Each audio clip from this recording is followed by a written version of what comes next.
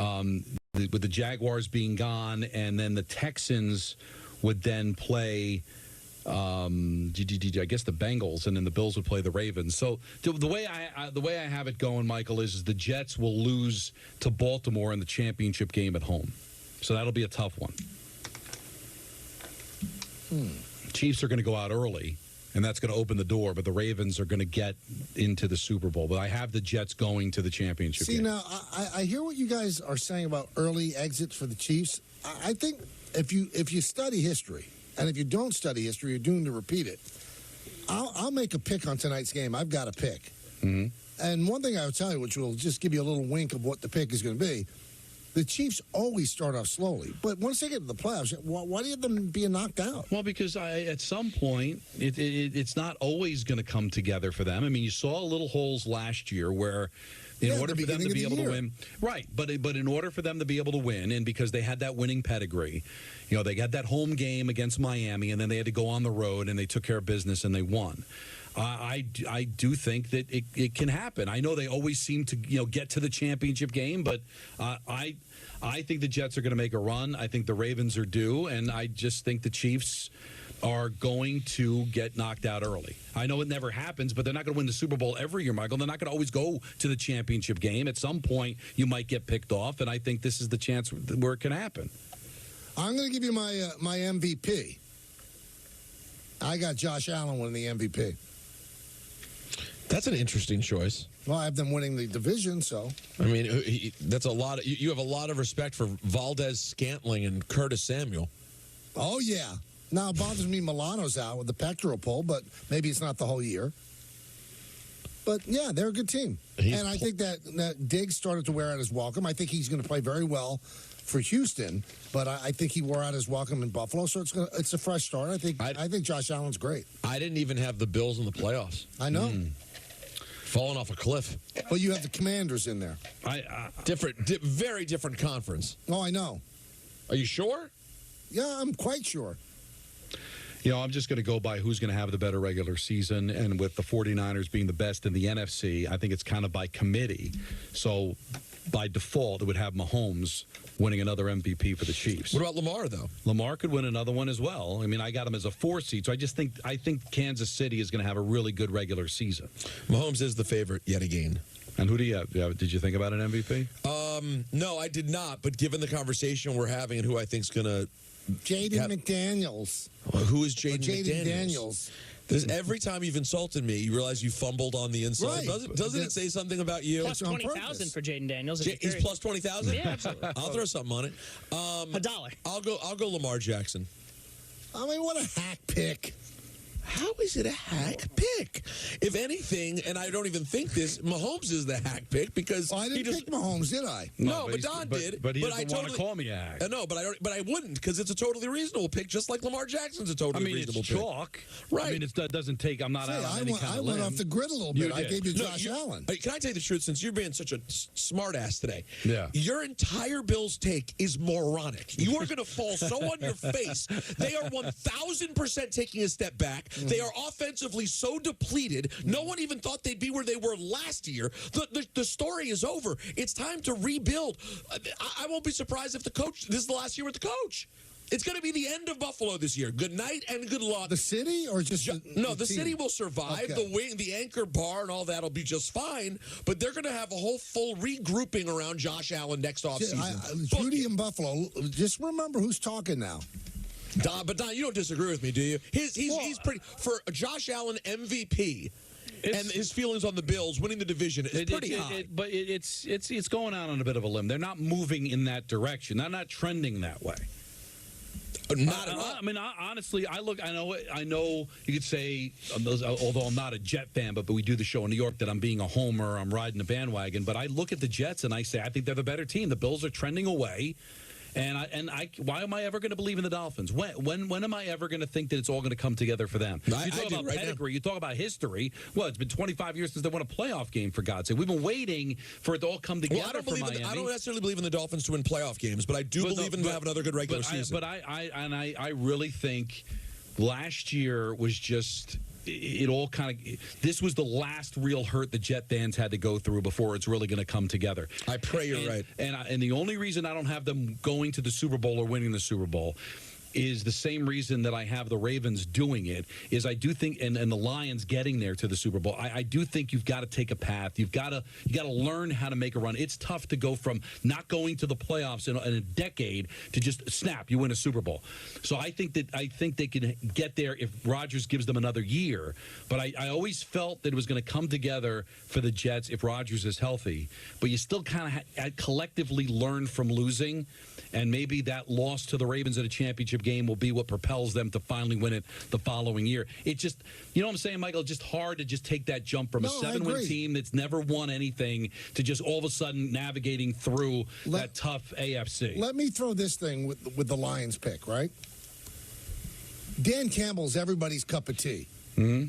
He blew the NFC Championship game. He did. Yeah, he completely blew it. And then, his explanation is, well, that's the way I've been doing it all year. Bigger games are coached differently. I'm sorry. Right. Do you think he's a good enough coach to get that team to the Super Bowl? Because that team is really good. But I do think that's part of the process, is learning that, you know what, if I've given that opportunity again, I'm not going to make that mistake again, because it's not the regular season. It's not week 4 on a Thursday. It's the championship game where you got a chance to go to the Super Bowl. I think he's a good coach. We laughed at him when he was hired. I think we're going to chew people's knees off, and he's proven to be a really good coach that I think he's going to learn. I think he said bite, Peter. Well, you know what? It's essentially, I was paraphrasing, that he's going to learn from that. Snarky. No, it's there's all one you. person that's snarky, and I think we've kind of taken a little bit of a cue from you. CPO snarky. You've gotten no sleep. Yeah, your favorite you've been city. a nasty you one got all in at week. like 3:30 in the morning. Yep. You've been shot out of a cannon, which is great radio, but you're snarky today. I wouldn't even say he's snarky. Nasty. Nasty, yeah. Outright nasty. There's an edge. I wouldn't say belligerent. He's bordering belligerent. Name of my 15th book. You beat me to it. All right, so when we come back, we've got big news. It's ENN. That's right, baby. And then we're going to have Rich Cimini on to give us the latest on the musings of Aaron Rodgers. And also, Reddick, I thought since he was signing jet helmets that he was going to eventually get back to practice and be ready for Monday. It was jet helmets, not jet contracts. Unfortunately, not contracts, but helmets, that he would be ready for Monday. But, Michael, if he's not practicing today, and I would assume because of the time difference, they're probably leaving Saturday for the Monday. I don't see how he plays. But we could talk to Cimini about that. Hey, listen up, Met fans. Keep it locked into the K-Show today for your chance to score 4 tickets. See the Mets begin their season.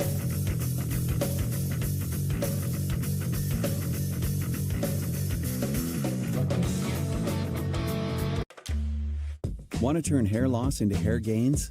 With Hims, discover a range of prescription treatments in a variety of convenient forms, like the quick-drying 4-in-1 spray. Products are formulated with doctor-trusted ingredients like finasteride and minoxidil, so you can stop hair loss and regrow hair in just 3 to 6 months for more confident hair days. Regain thicker, fuller hair now. Get started today at hims.com. With ButcherBox, you never have to worry about what's for dinner. We deliver grass-fed beef, organic free-range chicken, humanely raised pork, wild-caught seafood, and so much more. Get high-quality meat sourced from trusted partners with free shipping always, so you can always be prepared and enjoy the important things. Sign up for ButcherBox today. Let's explore your future with Udemy. You can learn how to program and build websites, study design and create logos, improve your presentation skills, and sell your ideas. With Udemy, you can learn practical skills from thousands of online courses taught by real-world experts. Explore your future. Udemy. Here's the history of glasses. The idea begins in Egypt. The first pair appears in Italy. Ben Franklin invents new lenses. We start Warby Parker. Eyewear without the middleman for an actually fair price. That's the history of glasses and the future. Come see at warbyparker.com. People often ask me, when's the best time to start investing for my future? And I always say, there's no time like now. If you had started with $5 a day 10 years ago at a hypothetical 8% return, you could have over $25,000 now. Invest those $5 now. Acorns, grow your oak now.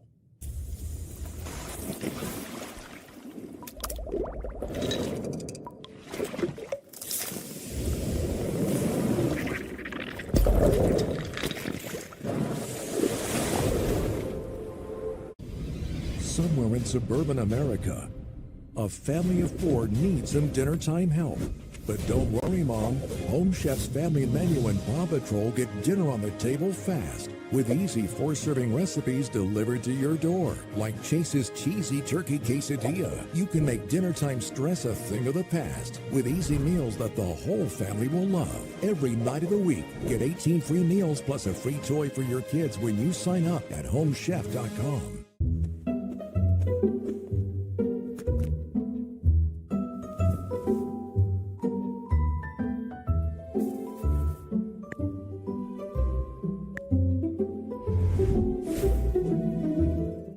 The best ideas come from solving common problems. My problem, like a lot of other men, I couldn't find a shirt that looked good untucked.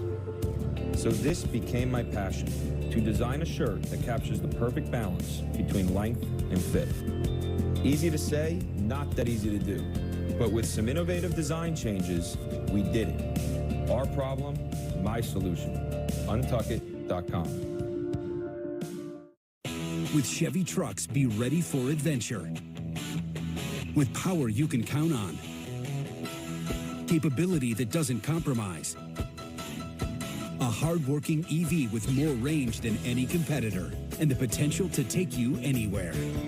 It's Chevy truck season. Get 1.9% financing plus make no monthly payments for 90 days on all 2024 Silverado 1500 pickups. See your local Chevy dealer.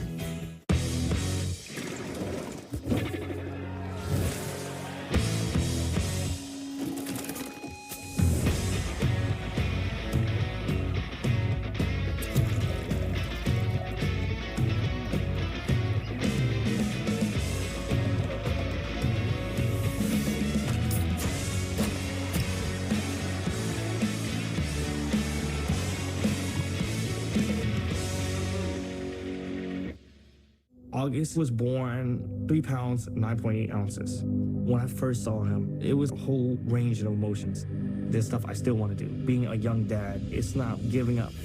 It's shifting. Just seeing him happy. I looked through his eyes. I envisioned a whole future with him already. To throw the first football to him, give him ice cream for the first time. I'm happy because he's advancing in life. My life is now devoted to his life.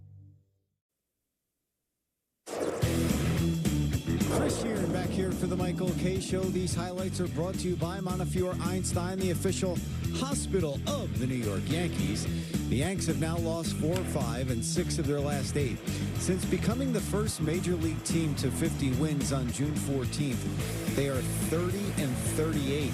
That was their high watermark of the season, by the way, at 28 games over 500. They are 15-15 over their last 30 games, and they continue their road trip tomorrow with a stop-off in Chicago against the Cubs before coming home to take on the Royals and Red Sox next week in the Bronx.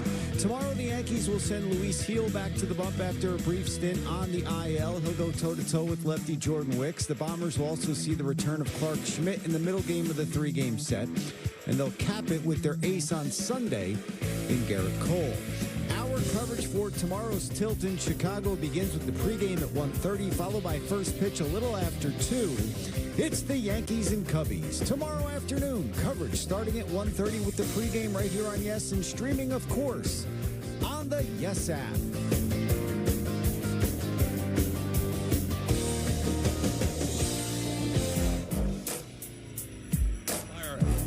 Dear friends at Security Dodge. Go see Michelle Scalisian. Get some! Yeah. Let's start off by saying good evening to Michael. Everybody's banged up. It's September 5th. I'm banged up. Come get me. Get me fired. Get me fired. Go away, little boy. What a fool. Silly little boy. Okay. And to Don. Radio, Marconi invented it. And I think shortly thereafter, they started taking phone calls. To myself. Don, listen, you're a moron. And Michael, less than moron. Yeah, I didn't take that well. I didn't take that well. It was about all of us, though. I know, but still, you were grading morons, and I still lost. Oh, no, I meant he was... That's a drop. See, that itself is a drop. No. You were grading morons, and I still lost. But no, I meant he was worse than. When I said less than, I meant like more. He was beneath moron. Oh, that's not how I took it. I took it no, as he was less moronic. Do you feel better? I meant more moron. Yes, I do feel less. Yeah, but you didn't articulate it well, so you're the moron. I've worked with Michael for over 22 years. I don't think he's ever said anything as pejorative to a caller as little boy. It was odd, right? I think that's Go away, little boy. I think that's the worst anybody's ever said to a call. That's worse than moron. You know what bothered me? You know why I went there? I crossed that Rubicon. This guy's sitting in his mother's basement, right? How do you know? Licking orange Cheeto dust off his fingers, and he's starting a campaign to get me fired. Bring it on. Get me fired. See what kind of power you and your 252 followers have. Get me fired. All right, good evening to all of us. Why would you start with the climax and work backwards? Who wants to work backwards? I like the climax. We love it. All right. And I'd also like to say good evening to all of us. That puts the hands of the game in the bullpen. So obviously... the bullpen in the hands of the game. So obviously... you got to run twice. Man, that's just wrong. It's September 5th already, 2025.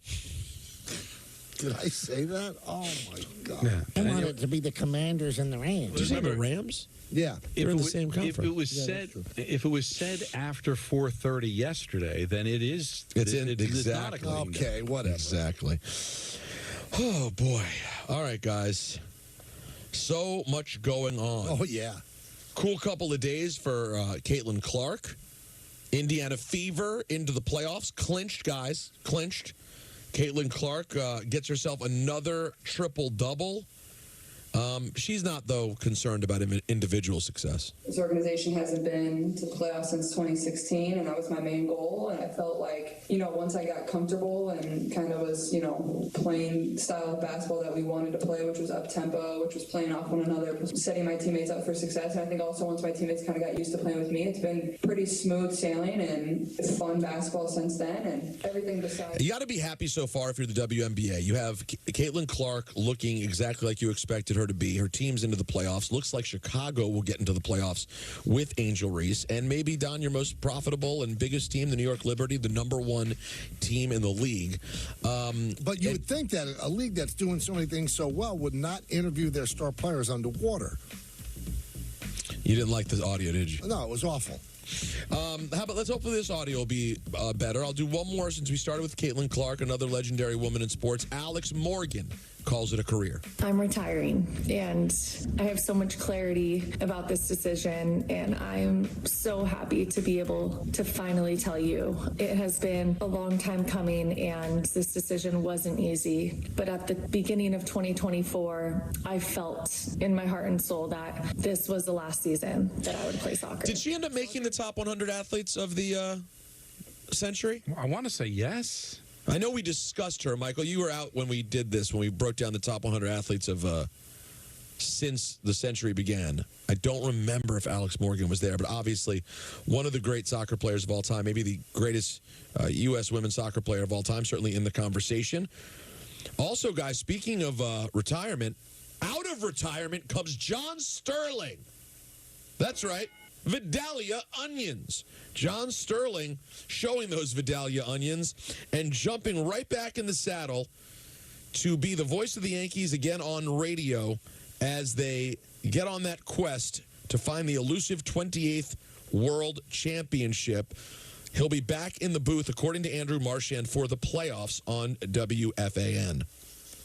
Now, you want to know what class is, Peter? Because I know sometimes you wonder what class is. I do. I often wonder. Justin Shackle, who I think he and Emmanuel Barberi have done an unbelievable job, and Ricky Ricardo as well. Yes. This is what Justin Shackle tweeted out when it was made official that John's doing the playoffs. I'm happy John will be back, and it'll feel good to have him in the booth with us. The end should not have been some random game in April. Hopefully the Yankees give us all a long October run of John and Susan. That's the way it's done. Yeah, exactly. So I say, I'm not mad at it. I love it. Listen, you know how I feel about John. I love him. Love him. That's not hyperbole. But I kind of think Emmanuel and Justin kind of deserved a little bit of a better fate. I mean, if you could get John Sterling back, because it is still his job. He started the season as the voice of the Yankees. But, these guys did a lot of heavy lifting, and now they get nothing out of it. I mean, they'll do the pre- and post-game. Can I just be the first to say real quick, Don? Yeah, sure. I could not feel less bad for those kids. I mean, not even a wink of sleep will be lost. They're both going to be doing this for a very long time. They're in an incredible position. I think it wasn't even hard for them to make that statement. I think sincerely in their heart, they're probably so good with where they are. You don't think that they wanted to do the playoffs? I think they're probably so over the moon that they are already calling Yankee games in their 20s. Well, no, Justin's 35. Emmanuel's 24. Maybe I'll give. Okay, you know what? I'll give Justin then a little bit of room. I'll lose a wink of sleep. But to be a 25-year-old and be upset that John Sterling's coming back, there's no way he's worried about it. But don't you think they're a little disappointed? I mean, listen, the trajectory that those guys are on, I just think there's going to be plenty of playoff games for them to call. Yeah, I'm sure there's a moment, but, can I be real with you guys? Well, I don't think it's going to be a long playoff run, so. No. But the one, you could feel bad for someone because not everybody's going to get the job when it's officially over. So I guess they would have a rotation in the postseason, right, Michael? They wouldn't choose one person if John didn't come back. I don't know. That's a great question. I don't know. So not. I mean, the rumor was it was going to be Ricky. That was a rumor. Okay, so the other ones would not get a chance to call the postseason game that they might have gotten a call had it not been for John returning. I think it would have been terrible if they went out and got an announcer from somewhere else and said, "Oh, you do the playoffs." This is John's job, so it's not terrible. It's almost like his rightful place. Yeah. But I do feel a little empathy for those two guys. Yeah, and especially for the one that ultimately does not get the gig. Right. Well, that one, so down the line, yeah, if one of them doesn't end up doing anything with the Yankees any further, they give it to someone and they have to move on, then they miss that opportunity. Yeah, that I'd certainly. Maybe they go on a long run, the Yankees, and John is invigorated and comes back as the full-time voice next year. I wouldn't count on that, but I suppose you're right. Anything's possible. Root that way. So the plan is he would do all the playoff games? Every one. Just very curious. I'm happy about it, but am I allowed to be curious, Michael? Yes, of course you can be curious. Well, listen, we're talking about great announcers, aren't we? How about we hear from Howie Rose last night right here on 880. 2-2 to Winker. The pitch. Swinging a high fly ball. Pretty well hit to left center. Duran going back onto the track. At the wall. He jumps. It is gone. A grand slam. Jesse Winker hits it off the railing above the orange stripe near the 370 mark. A salami for Jesse Winker here in the first inning. And the Mets are off to a 4-0 lead. Another big moment for Jesse Winker, and he was asked how's he enjoyed being a Met so far. I mean, it's amazing, really. As a player, your whole life, you want to be a part of clubhouses and teams like this. Everyone a part of this team, it's unbelievable people. So it's a blessing for sure, and it's a privilege. And anytime you can help a team win a baseball game and be a part of winning baseball, it's really what you come to the field for. He's got a little something about him, Don. He really does. All the reasons you hated him when he was a Red and Mariner, you love him as a Met. And, and after the home run, they replayed the home run later in the game. And Gary said, boy, looking at him wave to the Met fans, it's different now that he's a Met. Because he would do that as a Red, and you'd want to punch him. And now he's doing it as a Met, and it's different. It's funny how things work out that way. He's got a little bit of that kind of attitude that drives you crazy when he's on the other team. But the fact that he's on your team, it's been a nice move. That was a big home run, and it looked like that's all the Mets would get until Michael, I've never seen a bullpen melt down the way the Red Sox did. How about the Red Sox as a team? Yeah, they're 500 now. They're 70 and 70. And the way the Yankees and the Orioles are playing, if the Red Sox had won at a decent pace, there'd be a chance you could fall out of the playoff spot. Yeah, the Mets. I think the Mets ended their season. I really do. Now we'll see. The Yankees have to play the Red Sox 4 coming games up next week, so maybe they'll climb back into this. But the bullpen, starting pitching's been great for them. They don't field well, and that bullpen, especially last night, was awful. Terrible. Well, the worst defensive team in baseball. All right, guys, we are going to get that big American men's semifinal tomorrow at the U.S. Open. Francis Tiafoe and Taylor Fritz, the nightcap at 7 o'clock. I think it's Taylor Swift. You keep saying Jack Draper and Yannick Sinner playing at 3 o'clock. Yes, Don? That's not your fault. It's me. What I just gave you was my nausea with his Taylor Swift joke every day all week. We have to move on. But who's the dad? Who's the dad? Don Draper, not Jack. You gotta stop. He likes it. He can't lay off. I know, but this is at least it's pleasant, Michael. That's true. You know go what? Back to the beginning. That's of the a good show? point. You know what? Keep it coming. By the way, Jessica Pegula, I know you're excited, Michael, finds her way into a U.S. Open final. Why would that excite me? Well, because we could have Americans winning on the women's side and the men's side of the U.S. Open. I do like America. Big upset yesterday for Pegula. All right. Lastly, Aaron Rodgers spoke, and he spoke a bit about his mental game and where he's at heading into the season. The mental part of it is the most important part. You got to get your mind right. It's a grind. It's a long season, a lot of ups and downs. You got to prepare yourself to really get off the wave. You got to find a way to be a stability point for the team, and so we're not riding the highs too much or riding the lows, because adversity is going to come at some point during the season. We got to make sure we're handling it the right way. Mike McCarthy came in years ago and said what seemed to be a wild statement at the time in 2006. He said our biggest difficulty is going to be handling success. And as the years went on, I realized how important those words are. We were 8-8 team his first year. Then the second year went to the NFC Championship. I think what he meant was you just can't ride the highs too high, and then the whole world's crashing down after. I'm going to be that guy. How long was that cut? 67 seconds. Why? But I want to know why. Oh, listen, I didn't cut it. It's Aaron Rodgers talking, guys. I gave him a shot. Like your imitation of him. So let's just air the press conference. You know what? The guys, I spent a lot of time. That's at 5:30. I love Bobby. Yeah, I love Bobby. I spent a lot of time this season watching a lot of things, Donnie. I learned a lot of different things. This whole election that we're supposedly all voting in, we don't actually elect the president. There's something called the Electoral College, and it's actually the delegates, as they're known. And the delegates, they go to the convention and they actually select the president. So what you're doing when you think you go in there and pull that little lever, that's a little fancy thing you're doing, but you're really doing nothing. There's a lot was said there. Thank you. That'll do it for ENN, Bobby. On this here Thursday on ESPN New York, it was brought to you by our friends over at Security Dodge. Go see Michelle Scalisi if you want, if she's even a real person. I can't even be sure. I got to tell you, and I know it's not Peter, that was so mind-numbingly boring. His 67 seconds of blather. Well, I cut it off after 35. He had way more. It felt like 70 seconds at 30. But just get to the climax, as we said. No, come on, Bobby. It has nothing to do with Aaron. But I'm it does. No, it does have to do with Aaron. I don't think it makes sense to play actualities that are no, but actualities with a guy that's actually got inflection in his voice rather. Well, what are actualities? I mean, that's the thing. I actually don't know what an actuality is. It's a cut. It's sound. Rich Samini is going to join us. He's got to listen to this every day. He's part of the fake news media. Hey, I talk for a living, and whether I'm in the studio or at the ballpark.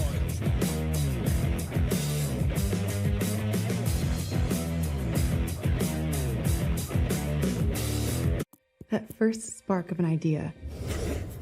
Watching it travel, build momentum. Working like this feels intuitive. Every thought, plan, or detail seamlessly intertwine.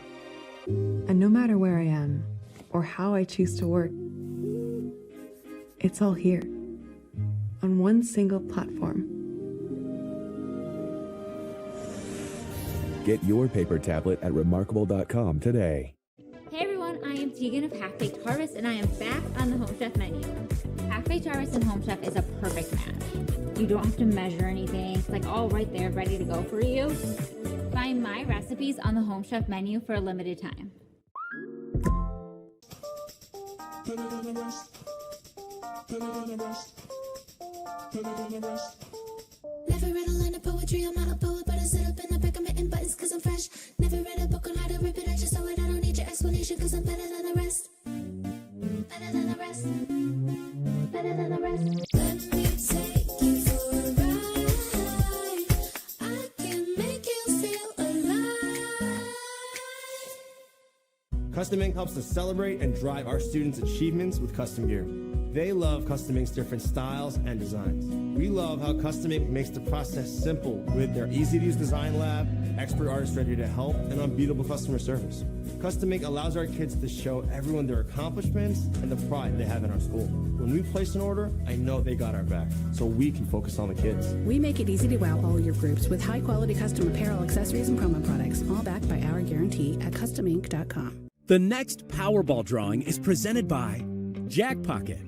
Jackpocket lets you order official state lottery tickets right on your phone. Just pick your numbers and place your ticket order. See a scan of your ticket right in the app.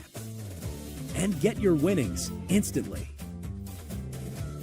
Go to jackpocket.com to get the app and get your first ticket free.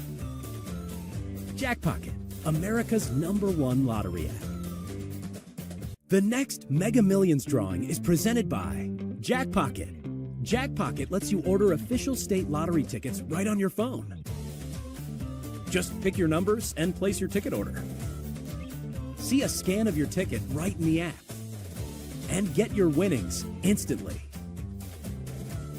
Go to jackpocket.com to get the app and get your first ticket free. Jackpocket, America's #1 lottery app. Managing my credit card debt was overwhelming, and it just wasn't a good place to be. My name is Carter, and Upstart helped me get rid of that credit card debt with a personal loan. Checking my rate with Upstart was super quick, super easy. It took me a few minutes to get my pre-approval and to get my interest rate. I got my money the next day. Having the opportunity to just have one due date a month and only paying one person made my life a lot easier.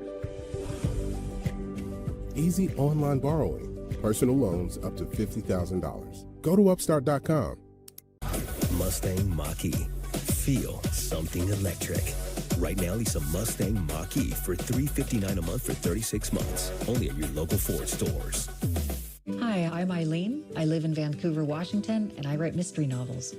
As I was writing, I found that I just wasn't sharp, and that doesn't work when you're writing a mystery. And I knew I needed to do something. So I started taking Prevagen. I realized that I was much more clear, much sharper. I was remembering the details that I was supposed to. Prevagen keeps my brain working right. Prevagen, at stores everywhere without a prescription. The best ideas come from solving common problems.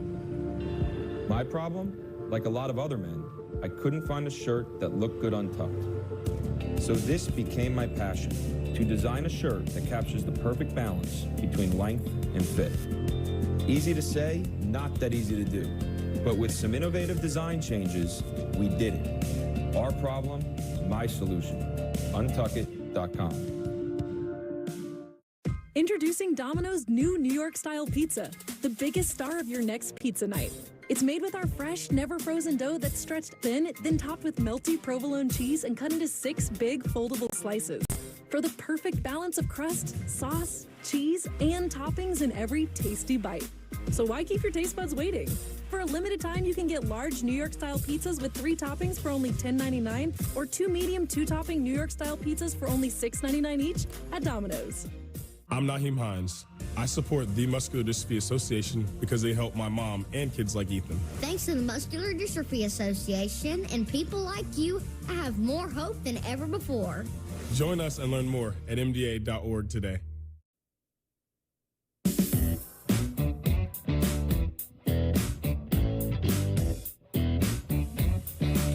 Rich Cimini has been covering the Jets for a long time, and he covers them for us at ESPN. You can also hear his latest Flight Deck podcast on the ESPN New York app. And Rich joins us now on the show. Rich, how you doing? Good afternoon, gentlemen. Good to be with you guys, as always. Good to have you. Are we at the point now that if Hassan Reddick reported today that he wouldn't play on Monday?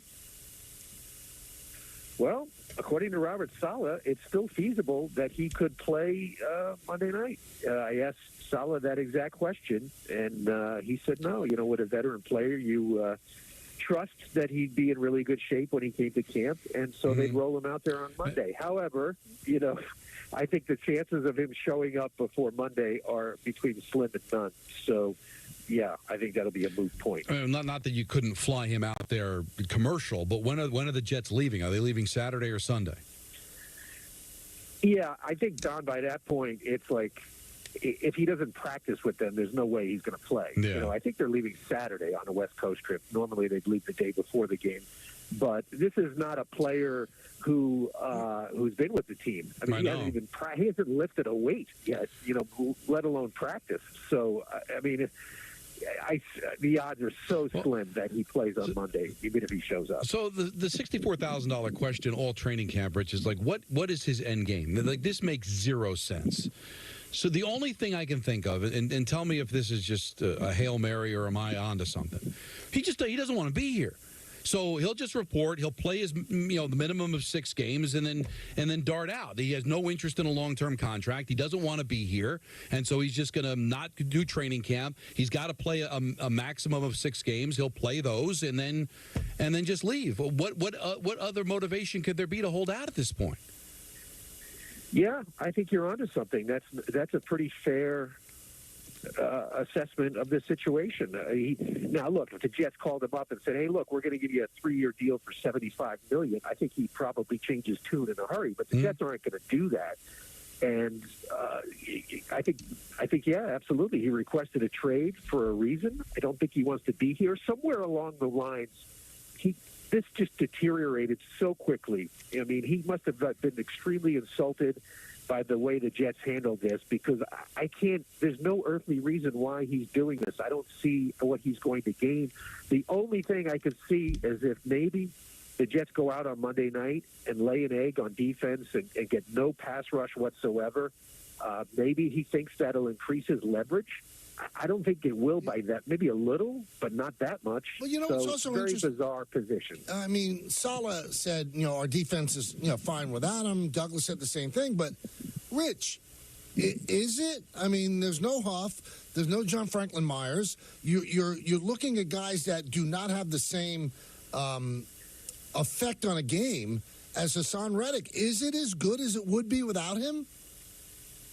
No, not at all. I mean, are they still a good defense without him? Yes, I still think they're a good defense without him. They have good players. Could they be a special defense? I don't think so, not without him. He brings a unique element on the edge that they don't have. Now, Jermaine Johnson's a good player. He's a pretty good edge rusher, but Reddick is a prolific edge rusher. He would be their most accomplished edge rusher since John Abraham 20 years ago. So, good defense, yes, but can they be a special top 5 defense without him? I don't think so. I forget who it was, if it was Douglas or Saleh, but one of them said something that I mean, it befuddled me. We still have great respect for him. Well, the guy's he's not living up to his contract. Why would you say you have respect for him? That was Douglas. That was Douglas. I mean, it was almost like, Douglas. Hit me again. Thank you, sir, may I have another? You have respect for a guy who's not showing up? I'm showing you respect. Yeah, I mean, he actually said that multiple times in his press conference last week, and he also said it in relation to the agent, too. Great respect for the agent. I noticed that myself. It caught my eye or my ear, whatever you want to say, and it was a weird approach. Like today with Saleh, he's, when I asked him, is it feasible that he could still play? He said, yeah, it's possible, blah, blah, blah. I don't know. If I were a coach, I would have said, look, he's not here right now. He's not playing. We're moving on without him. I think the fans would have liked to have heard something like that. But, he keeps the door open. Maybe he's hoping against hope that it creates some sort of goodwill. But I don't think Hassan Reddick, like Don said, he may not want to play here, period. Considering the fact that it's a non-conference game and it's the first game of the season, is Aaron Rodgers going out there, playing 60 minutes and playing well, even bigger than the Jets winning the game?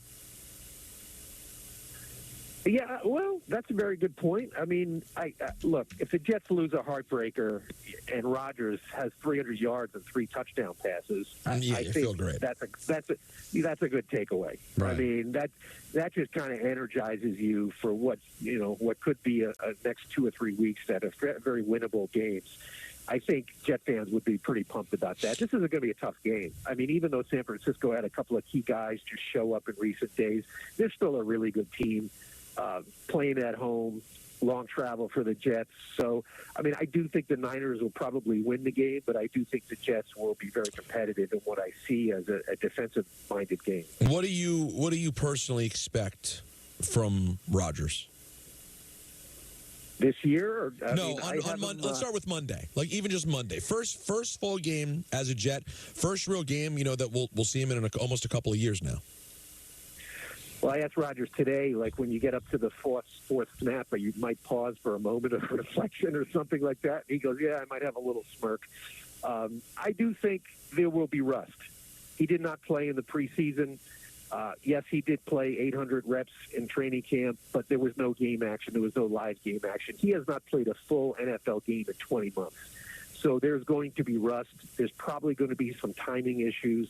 I think he'll get better as the game goes on, but I would be shocked if it's vintage Rodgers on Monday night, especially against a really good defense. So I think fans have to keep that in mind. He's 40 years old. He's coming off a major injury. He hasn't played in a long time. I think it's a bit much to expect him to be the Rodgers of 2021. What's your record for the Jets? What are you picking? I got him 10-7, Michael, grabbing a wild card. And who do you have winning the division? Buffalo. Yeah, me too, and they jumped me. Why don't you jump Rich, Peter? Well, Why don't you do that? I respect Rich more, but I do think it's an odd pick, Rich. Why do you like Buffalo? I think they have the best player in the division. I think their running back is very underrated. That tight end, Kincaid, is going to be a breakout player this year. And they're just a really well-coached defense. And now I know they lost a lot of pieces on defense, but they're a well-coached team. They've been there before. Not all the way, obviously, right. But they've been in the playoffs before. But do you have an opinion on the fact that Michael took us disagreeing with Buffalo winning the division as attacking him or jumping him, as he put it? Would you think there's a parallel was it there? Jumping, or was it a? It was a jumping. No, it was a jumping. Constructive criticism. No, they don't even understand what they do. They don't know what they do, Rich. That's the problem. No, we're not bowing at the altar, Rich. We don't do that. Well, until this past weekend, the Bills were the betting favorite to win the division. The Jets moved past them this past weekend. So Michael's pick and my pick is not that crazy at all. That's why we respectfully disagreed, but Michael took it a different way. I wanted to get your opinion on that, Rich. You've been around Rich, business a while. I'm sorry you weren't listening to the show earlier. They're respectfully disagreeing with you. They were pejoratively disagreeing with me. That's simply not true. Well, obviously, there's some underlying issues. Oh, a lot. You picked up on that, Rich? Good job. Yeah. See, that's the reporter in Rich. Enjoy the game on Monday, Rich. Thanks, guys. I'll let you get back to your stuff. All right, thank you. Flight Deck Podcast, you could listen to it now on the ESPN New York app. As we go to the 5 o'clock hour, Don's going to tell you about BetMGM. All right, New York football fans.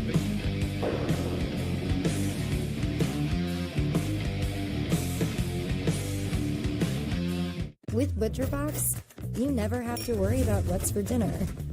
We deliver grass-fed beef, organic free-range chicken, humanely raised pork, wild-caught seafood, and so much more.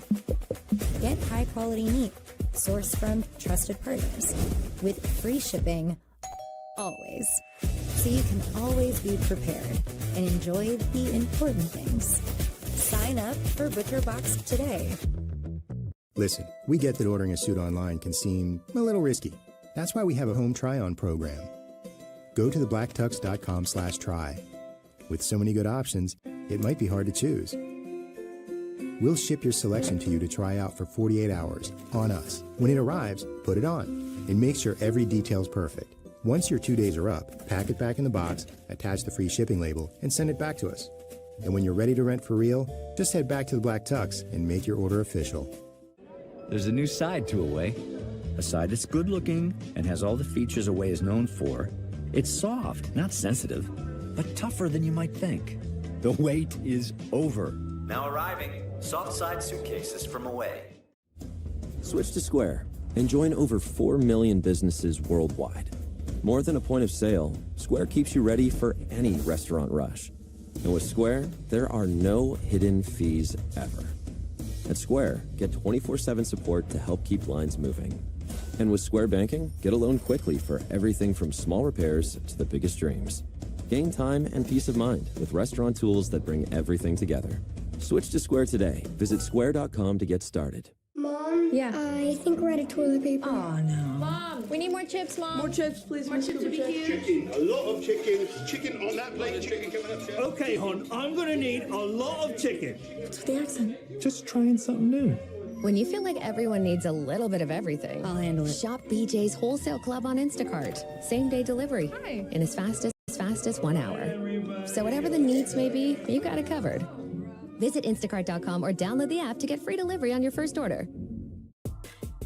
The finest premium arena club in the world comes alive in Brooklyn. Welcome to Crown Club, the Brooklyn Nets' most exclusive club in Barclays Center. Featuring a menu curated by a major food group with Carbone classics and a world-class wine list. To learn more about premium memberships at Barclays Center, visit brooklynnets.com/crown-club.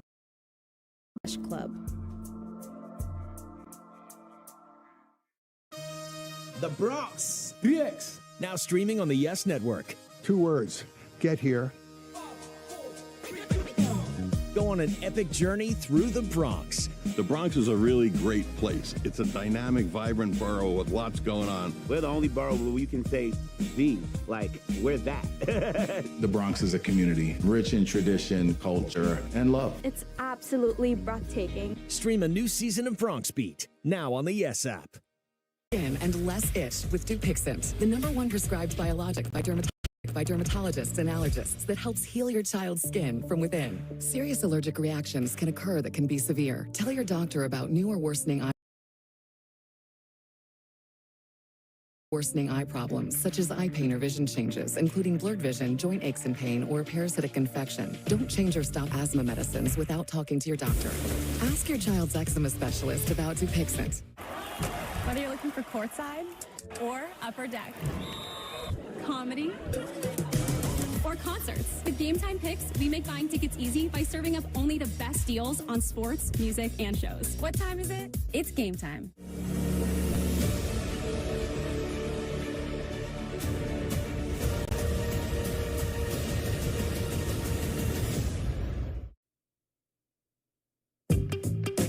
Now, we're certainly going to talk about it a lot on Monday, especially if the situation remains unchanged.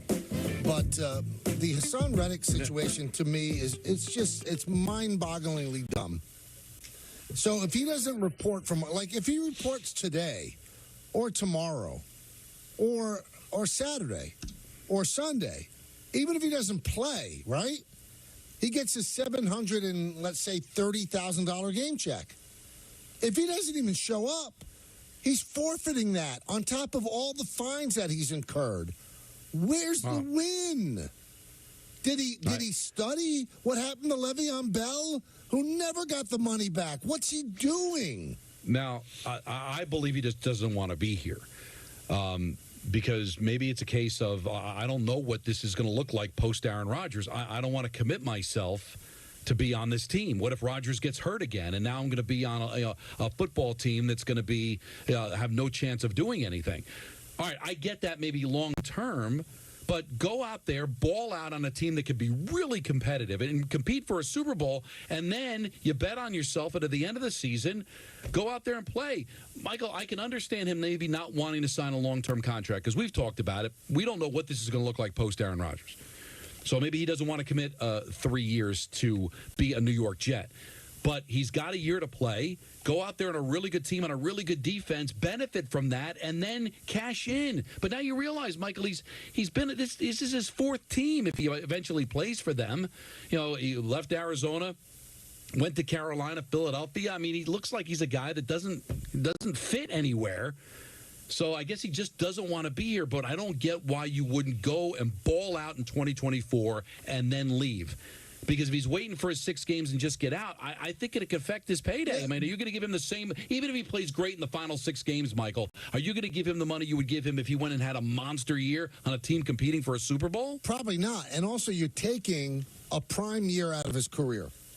So if he doesn't make the money he's supposed to make this year, which is about $14 million, he's never going to get it again. He's never going to get, what is his age 30 season? Yeah. He's never going to get this age 30 season back again. It doesn't make sense when you say he doesn't want to commit. He did want a long-term deal. They said no.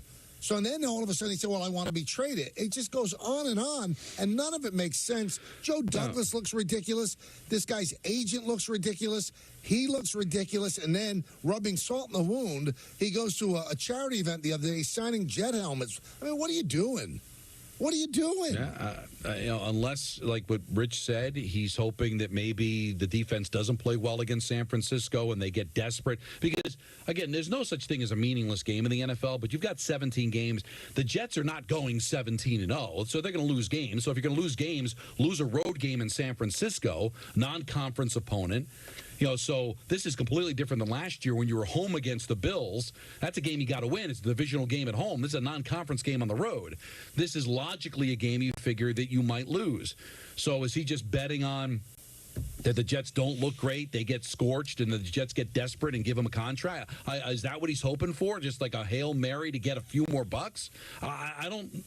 But but you don't know that's going to happen. For all we know, the Jets go out there and smoke the 49ers. I'm like, we don't need this guy at all. Well, I mean, he's signed, though. I mean, the Jets are saying, come in, play, and then we'll talk about it. They're not going to do anything until, even if they get wrecked. I mean, he's got a contract. It's not like he's a free agent. But what is the motivation? All right, what's the motivation not to play? Is, you would think, to get a contract.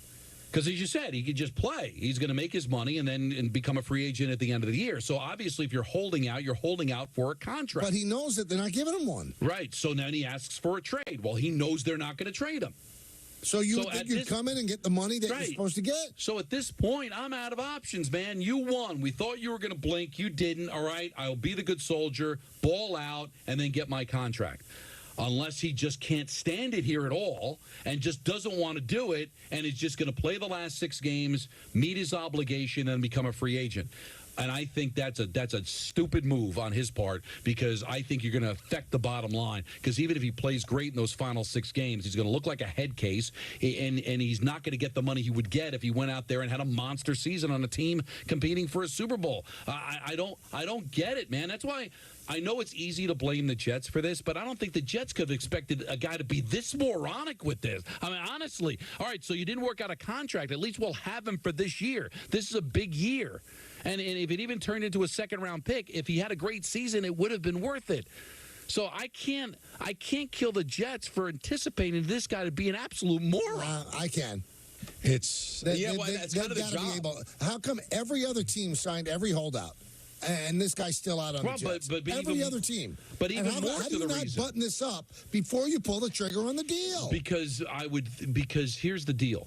All right, he might be difficult to deal with as far as giving him a long-term contract. I think that's why Philadelphia wanted to move on from it. But the Jets had to think, all right, we won't be able to get a deal done. Okay, we can live with that because this is such a big year for us and we think he can be important to our defense. What would motivate him not to play this year? Like, how could that even be on the table? It's so stupid for him to do it. Why would you anticipate that he would pull this? All right, we can work out a contract, but to think he wouldn't come and play? How is that helping him? It doesn't help him, but when you're in an executive position of any kind of organization, you've got to anticipate every move. And and Joe Douglas is back on his heels with this. He looks ridiculous. And then, making matters worse, I really respect him. Stop it. You make yourself like a clown. No, that I can't even defend. I don't know. I guess that's just a new way of being an executive in the 21st century. Is just don't break any. Just pretend everything's great. Everything's it's okay if you don't work hard first. But it's just so stupid. But I don't know, as even the best executives can anticipate. It's something almost unprecedented. I don't know how you would think he wouldn't play. He's only hurting himself. And as you heard from Rich, I mean, maybe this stops the Jets' defense from being special, but the Jets' defense is still very good. So I don't think this is going to cripple them. It'll disappoint, I think, because he might be able to get them over the top. But I think they could kind of survive it. But imagine that scenario, though, Don, where they do great anyway. I mean, he's killing himself. Peter, how does he win? By not playing. Who's going to give him a contract? Now he's turning 31, didn't play. Even if he plays the last 6 games, how is he going to play in those 6 games when he literally hasn't played a game since last January? No, but it turned out well for Le'Veon Bell. It should be fine. Oh, that's a cautionary tale right there. How did it work out for Bell? It ended his career. I mean, it was the beginning of the absolute end. Ridiculous. Moronic. I mean, any word you could think of on both sides. On both sides. Yeah, this is literally, I know I say this kind of often, this is what's wrong with the world. This is two sides just cutting off their nose. Like, you guys can't find a way to make this work, but it's bad for both of you. Right, if you worse for Reddick, but bad for both. But if you want to kill the Jets for not sniffing this out before they made the deal, sniff them. Okay, that's fair. But what can the Jets do now? You gonna bend over and give him the contract you don't want to give him? I don't know what the Jets could do at this point. The he's hurting himself. What are you supposed to do, Michael? Give him money you don't want to give him? Give him years you don't want to give him? No, you made your mistake earlier. If you're right, so now you got to lay in your bed. With all the excrement spread around, that's what you're doing. But no, I really think you're exaggerating how bad the Jets are in this situation. It's way worse for Reddick. Way worse. There's no way they could have anticipated the guy would be an absolute dolt. Because that's what he is. Because I don't get his end game at all. How can you possibly anticipate that he wouldn't play? You got to figure out at least minimum we don't get a deal done. But why would he not play? It's his walk year. He's 30. How is it going to look, Michael, if he doesn't play? And then you get to the point where, all right, he's on the roster. The Jets don't necessarily have to play him in those 6 games, so he might actually be on the roster, be a free agent, and not have played in an entire season. How do you think that's going to affect his bottom line? Tremendously. All right, we got a game tonight. Anthony, I'm going to need a line on this game. I need a line. What's the latest it's 3 line? Still, no? What is it? -3 for Kansas City, I believe. Well, you know what? I'm taking the Ravens. Wow. I love the pick. And I'm going to take the 3 points. Oh! No. Oh, no. I'm going to take the 3-point spread. And I'm going to allocate 1 point. Oh, it's almost like not even bothering. You know what I have to say to that? What? Go away, little boy. Oh, man. What a fool. What you said to the caller, I say back to you. Really? Yeah, that's a little boy move. Well, you know what? Maybe I'm a little boy. Go away, little boy. Okay. See, what's this Packers line tomorrow? Do you guys have anything? Do you want to make a pick tonight, or are you not interested? I'm still considering. Well, when are you going to do it? The show's almost over. Well, we're not almost over. Don't get my hopes up. We have an hour and 15 minutes. Hopes up. I enjoy what I do for a living. Yeah, I wish the show was 6 hours. And that's well, now you went too far. See, that's a bridge too far. You wouldn't have something to say if the show was 6 hours. You're telling me, Don, you'd run out of gas. I wouldn't run out of gas, but I would be like, wait a minute, we got to sit down and redo this contract. Oh, well, of course, that remains unsaid. Left unsaid. No, 6 hours would be insane. That happens. Mike and Chris used to do what, 5.5, Don? I think that's absolute madness. This is the 35th anniversary of the beginning of that show. That is unbelievable. 35th. If it was a day. Can you believe it? I was 21 years old.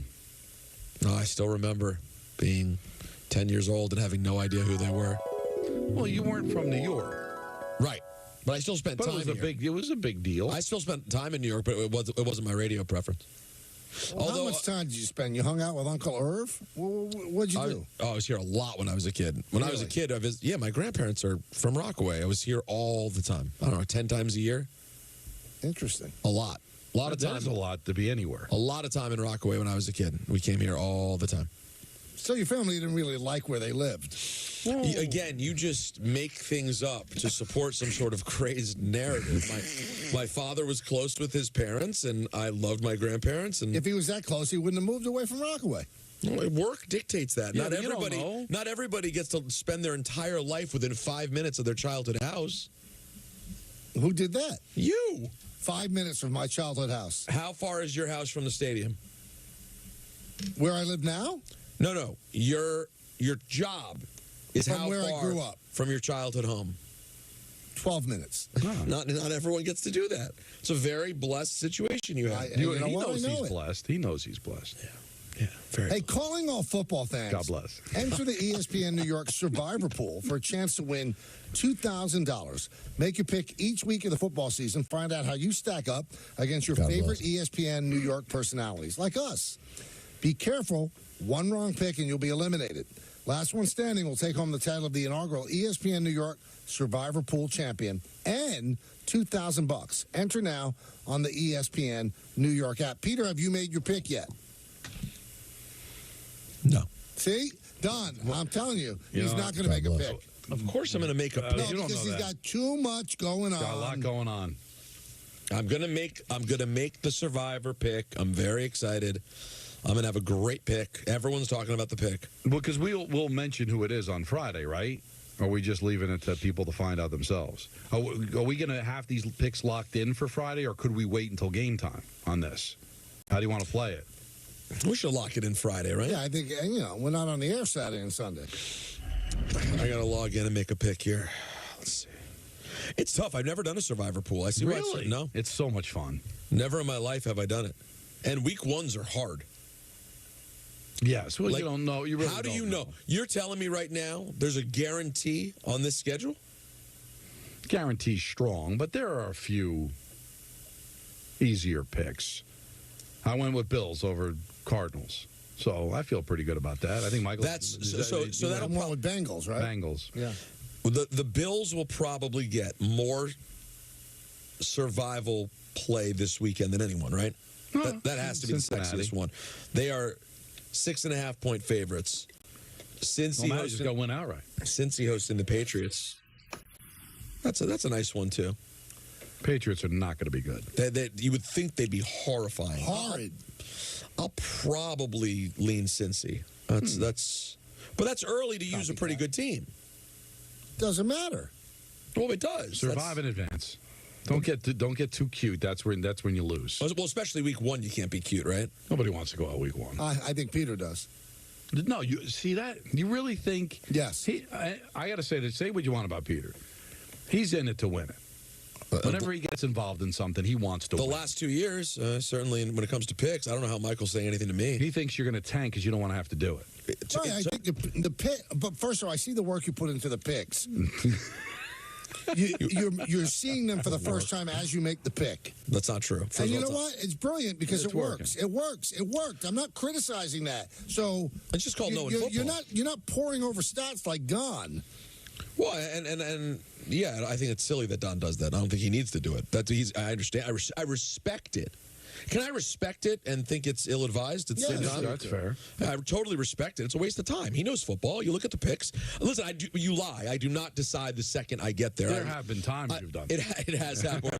No, and my point, and by the way, I will say this. My point allocation suffers as a result. I do end up scrambling on my point allocation. But I take a look at the games throughout the week. I see a couple lines. I go, I like those. Let me see how I feel on Friday. Let me see if any major injuries occur or, someone's not available. Besides that, what are you doing? You know what we're doing? We're going to take some phone calls. I'd love that. Let's go to Don in Connecticut. Don. Good afternoon, fellas. How you doing? Good. How are you, Don? It's good to hear from you. Listen, I got to ask you something. Last night, I watch every game, and if I don't watch it, I got it on the radio. I shut it off after Stanton's ball got caught. Well, that was the end of the game. Yeah. That was the end of the game, right. And the remark that was made by Boone had to be in the after game in the coach's report. Show. Am I correct? When he said that thing about Verdugo? Yep. He didn't care if he ran or not? He said he's a little banged up. He runs hard when he has to. And if it's just a ground ball that he knows is going to be out, he doesn't run hard on. I don't like the way it looks, but I'm okay with it. Yeah, well, first of all, I watch him in the outfield. He's like a rabbit out there, no matter where the ball's hit. Second of all, we ought to give Mr. Boone a couple of Pinocchios, because a couple of weeks ago, didn't he take Gleyber Torres out of the game and then bench him for 2 games because he was slow going down the baseline? Oh, yeah. We spoke about this in the first hour, Don, and, the only guy that's been held accountable for that action has been Gleyber, and he benched him, and then, you know what, he's been a really good player ever since he's come back, run hard all the time. So, we opened the show with this. I'm sick and tired of being a broadcaster of a team that when you don't mention every single time when somebody jogs down the first that you're covering for them. And Don heard it. Don watched the game yesterday. I took Verdugo to task. You can't do that. You can't just jog down the first base. These are important games. And the manager doesn't care. Sorry. I'm not going to be the run police anymore. I'm just not. It's not my job.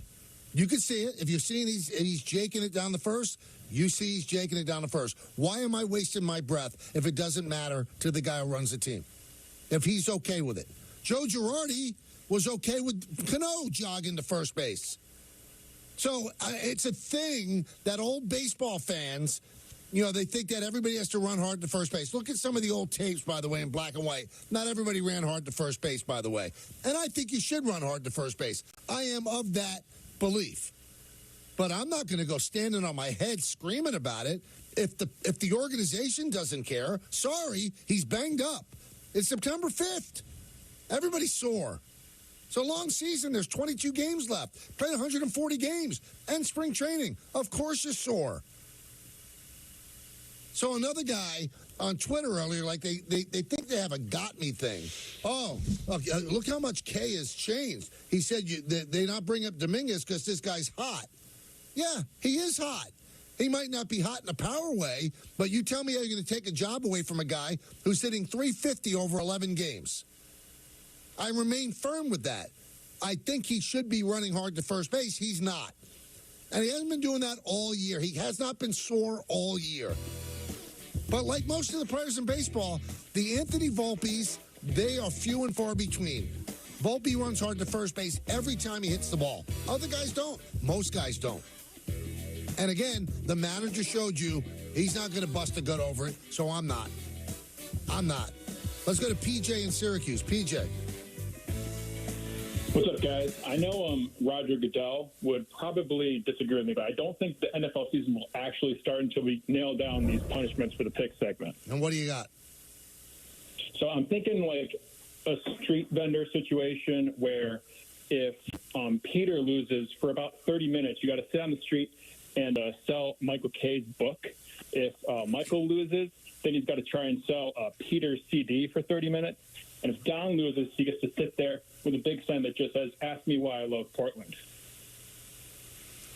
I don't hate that stuff, but I don't love mine. I don't love Don's. The first two are pretty good. Because not everybody is going to get that whole thing. Yeah, could you have... I think it's something for me. I love the other Can someone just physically beat Don while he's doing this? How about I hold the sign that says, "Punch me in the stomach as hard as you can."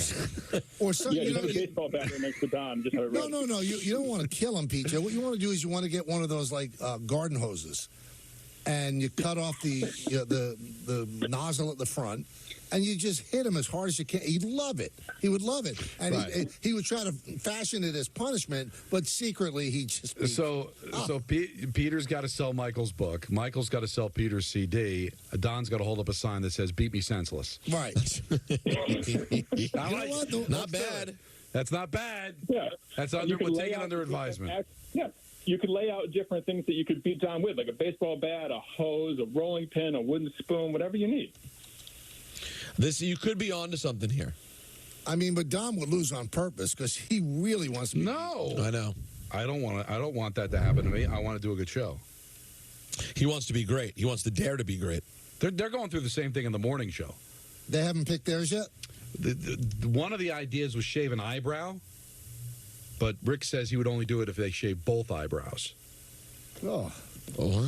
He doesn't want to have one eyebrow. I can see that. Yeah. I mean, both are still bad, but it's too much. You know what? I think we're on to something here. We got a couple of days. Got today and tomorrow. Let's chew on that. The other one, we thought we were making some progress yesterday, too. Michael having the seafood meal, the calamari, the oysters, and you going to Dallas in full. Me going to Dallas in a full cowboy outfit. But how does it? No, he's not going to get any abuse. That's a terrible one. All right, so you want me to go to you want me to go to a Commander's game in a Dallas uniform? Yeah, go to D.C. and sit in the raw sewage with a cowboy uniform on. Peter, while we're thinking about this, why don't you tell us about FanDuel? That's just rude.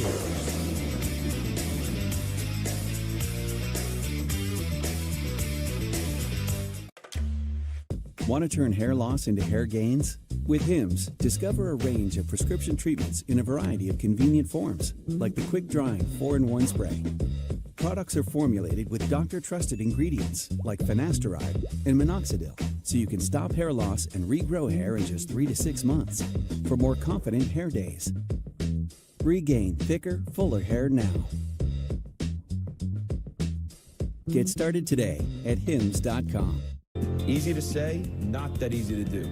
But with some innovative design changes, we did it. Our problem, my solution. Untuckit.com. Electricity flows through everything. Our movement, our passion, our drive. Can you feel it? Mustang Mach-E. Feel something electric. Right now, lease a Mustang Mach-E for $359 a month for 36 months. Only at your local Ford stores. Your memory is to slow down. But did you know Prevagen can help keep your memory?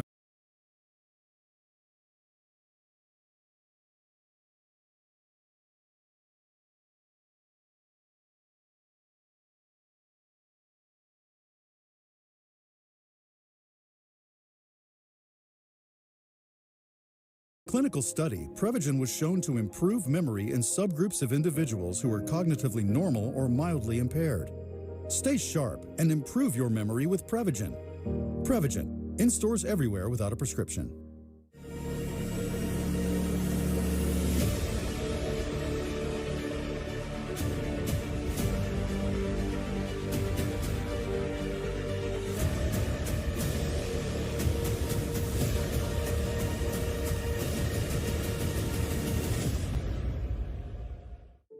Hi, I'm Vanessa Williams, and I want to share with you the role that diabetes has had in my family.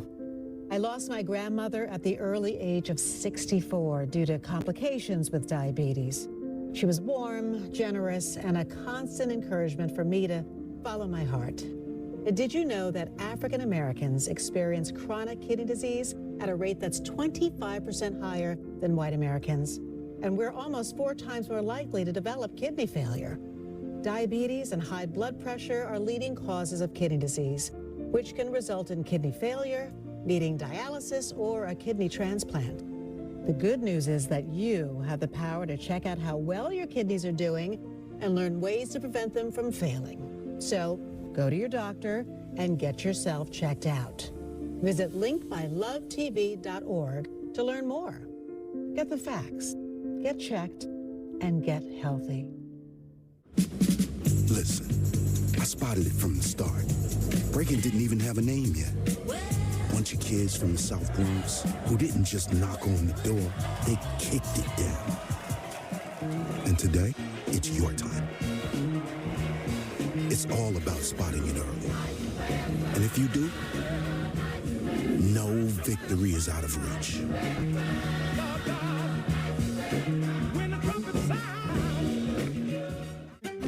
Is it possible to be more capable and more practical? Be able to perform here and here, make a statement while barely making a sound, and command the road as well as what lies ahead. How we get there matters. Get exceptional offers at your local Audi dealer. All right, boys, who we betting on?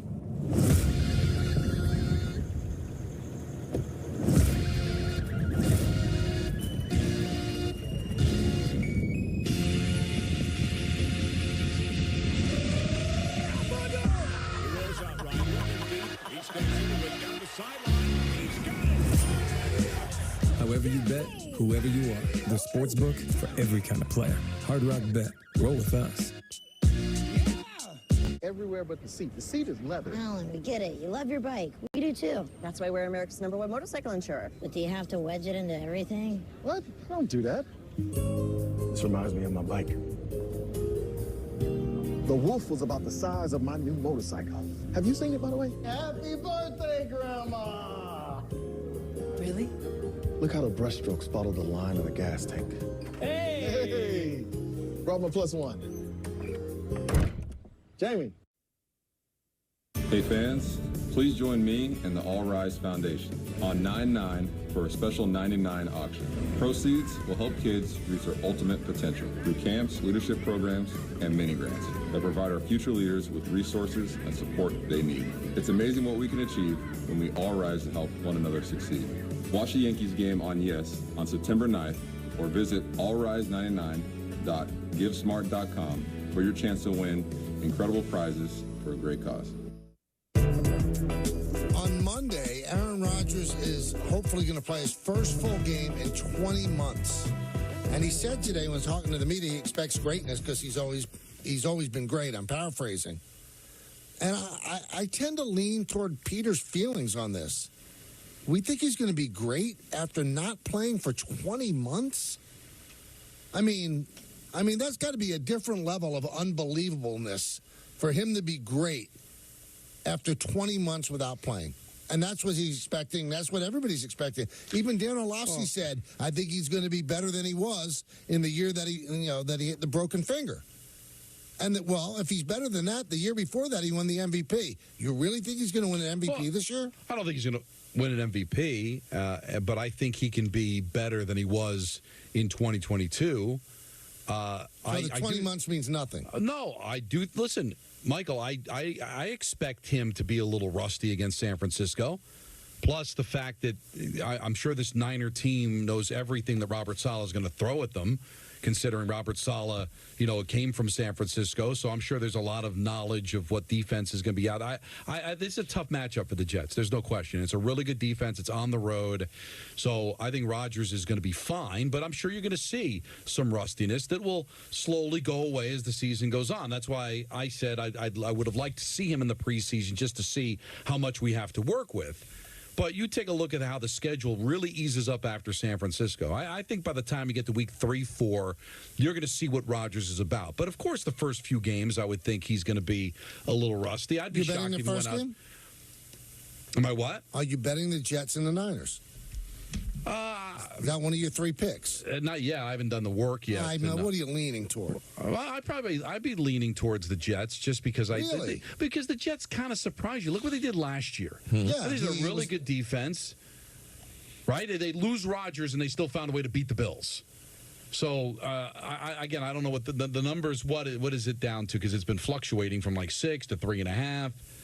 If it's 4.5, I think now. I could like the Jets to lose a tough game, but hang in there. I think this defense is not going to allow them to get blown out too often.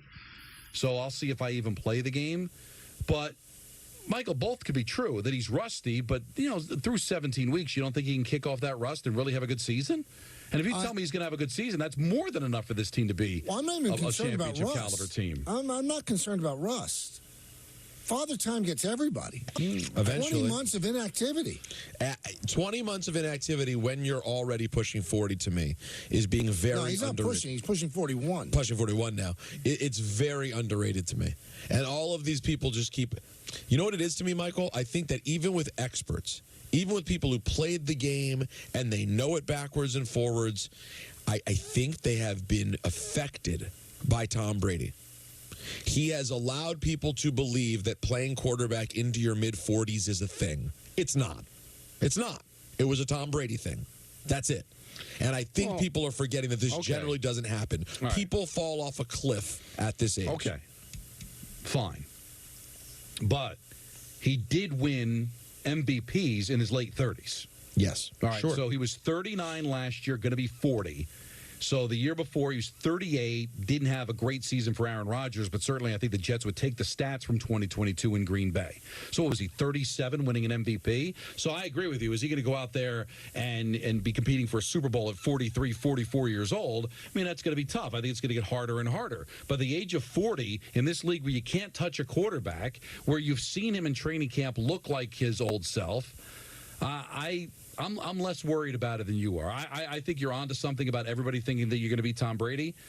But he is 40 in a league that I think is conducive to allowing quarterbacks to have some room to get older. And as long as the arm is still effective, he's still a very bright quarterback. I think there's a lot of things that are still going to work for him. Let's go to Kenny in Pennsylvania. Hey, what's happening, fellas? Hey, Kenny. Hey, listen, I just wanted to add something to this bet for the losers. I think it fits perfectly. So, Michael, if you lose, of course you sell Peter's CD, but you sell it 2 for 1. And then, Peter, if you lose, you're going to sell Michael's book, 5 get 1 free. And Don, if you lose, you got to listen to a phone call from Richard from Manhattan for 5.5 minutes straight. That's any given day. Yeah, that's just a call. You mean a call from Richard? See, I'm a tough one.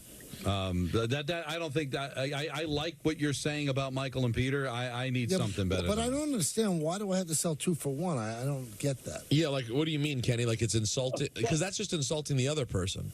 No. See, now, I meant to say, when you sell 2 for 1, you got to make up the difference in the money. Oh, God. Okay. All right. So you're... you got it? You got it? Yeah. I didn't like it, but I got it. Also, we're going to have a problem with this. Is you're not going to be able to find my vinyl.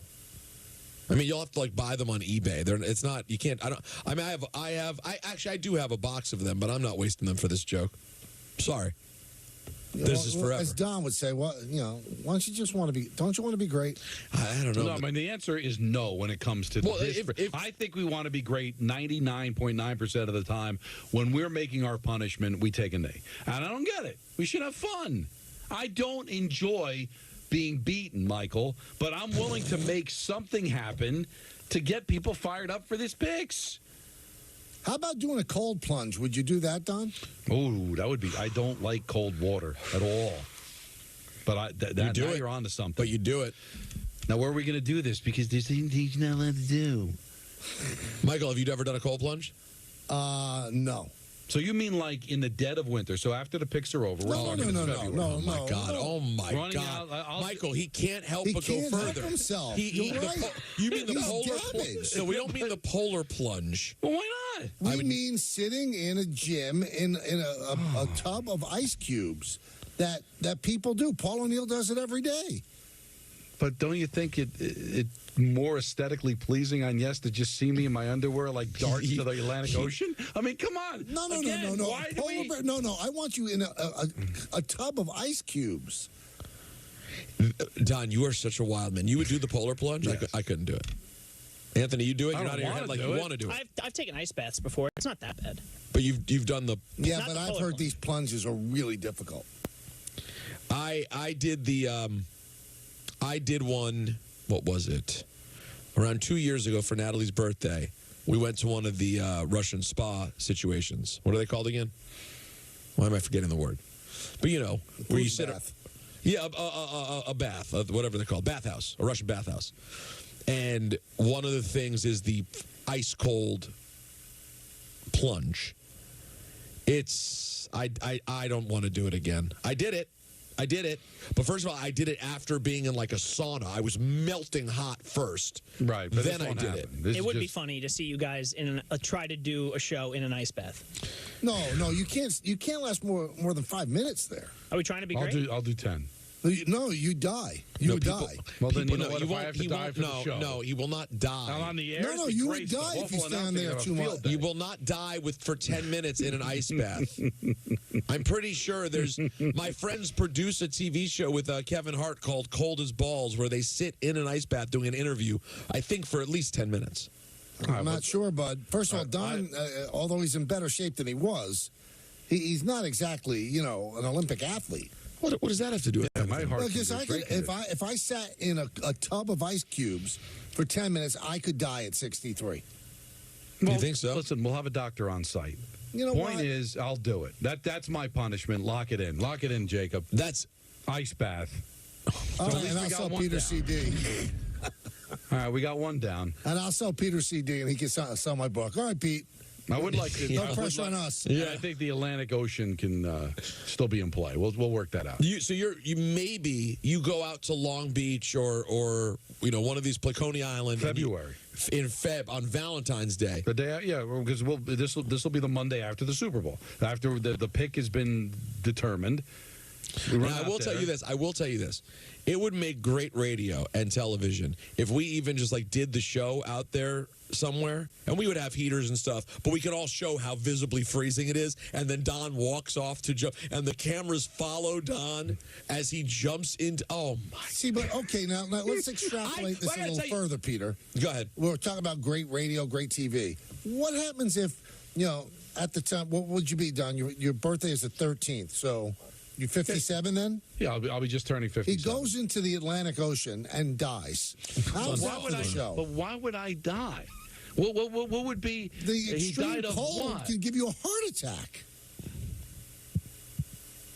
I don't think it would. You don't think? Disney's not going to allow you to do it. Listen, let's do the investigation and let's see. Let's shelve this for now. I'll make a couple of phone calls. I'll call Dr. Sullivan. He's my cardiologist, and I'll ask him: Is there any risk of death? Well, let's add something a little bit sexier to it. As you're running into the ocean, Peter and I are hitting you with hoses. That's I think what I'm doing is enough. No, but you love pain. No, I don't love pain. I love good radio. But if good radio is with pain, that's a home run for you. Let's go to Jay in Islip. What's up, Jay? Jay? Yes. Hello. Yes. I have one point. Can you hear me? Yeah. All right. I have a question. I don't know if you guys saw the Troy Aikman article about quarterbacks. He thinks with the rule changes currently in place that there's going to be more 40-year-old quarterbacks. And then before you answer that question, Don, I have one question for you.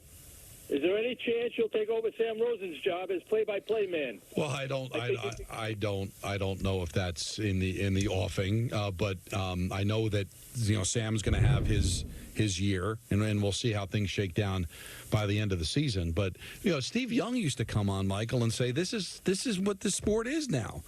That as long as your arm is healthy, you're not getting hit. You're not getting folded in half. But you know what? He didn't get hit last year, and he snapped his Achilles. I don't know, but we know that was because he was 39 years old, or was it the turf? Was it just the circumstances? When Dan Marino tore his Achilles, he wasn't 39 years old. I don't have any evidence that was because of his age. We had Bob Shoes on. He said maybe it was just the culmination of all the plays that he had that it finally had gone on him. But I don't know that had anything to do with his age. He had a great camp. He didn't look old at all.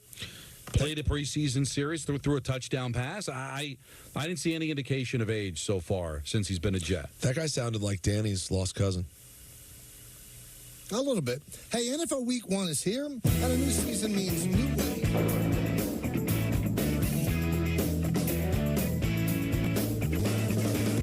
This program is brought to you in part by the New York Lottery. Get out there and play. Please play responsibly. Must be 18 or over. With Chevy trucks, be ready for adventure. With power you can count on. Capability that doesn't compromise. A hard-working EV with more range than any competitor and the potential to take you anywhere. It's Chevy truck season. Get 1.9% financing plus make no monthly payments for 90 days on all 2024 Silverado 1500 pickups. See your local Chevy dealer. This is you, and this is your first hunch of the season. It's parlay time. With FanDuel, a 3-week free trial of NFL Sunday Ticket from YouTube TV will give you many more. Buffalo. It's Broncos time. I'd take the over. And you can easily act on whichever one speaks to you. Eagles, Browns, Broncos, Bills. They all... And make every moment more. New customers bet $5 get $200 in bonus bets. Plus, every customer gets a 3-week free trial of NFL Sunday Ticket from YouTube TV. Only from FanDuel, America's #1 sportsbook. At Domino's, our stores now have quality captains. Impress me. Those who demand perfection. Topping distribution, horrible. We're not afraid to criticize your pizza. Terrible. Pathetic. I hate it. Thank you. Until it's perfect. I don't have to think about this one. It's a yes. Yes. Yes. We're holding your pizza to an even higher standard. Guess who works at Domino's?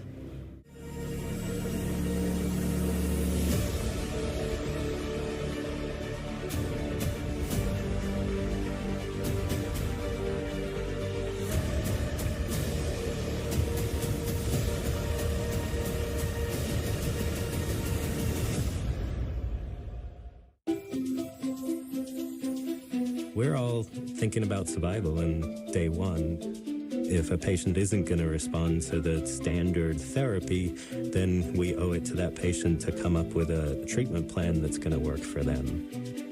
I was drawn towards the brain tumor patients because it is such a debilitating set of diseases.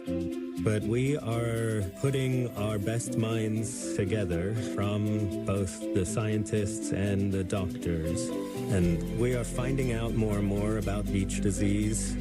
And what we've seen is a population who are actually having more curative therapy than what we had seen before. That's going to allow these kids to flourish and thrive. We're moving in the right direction. We're with them and we're fighting this.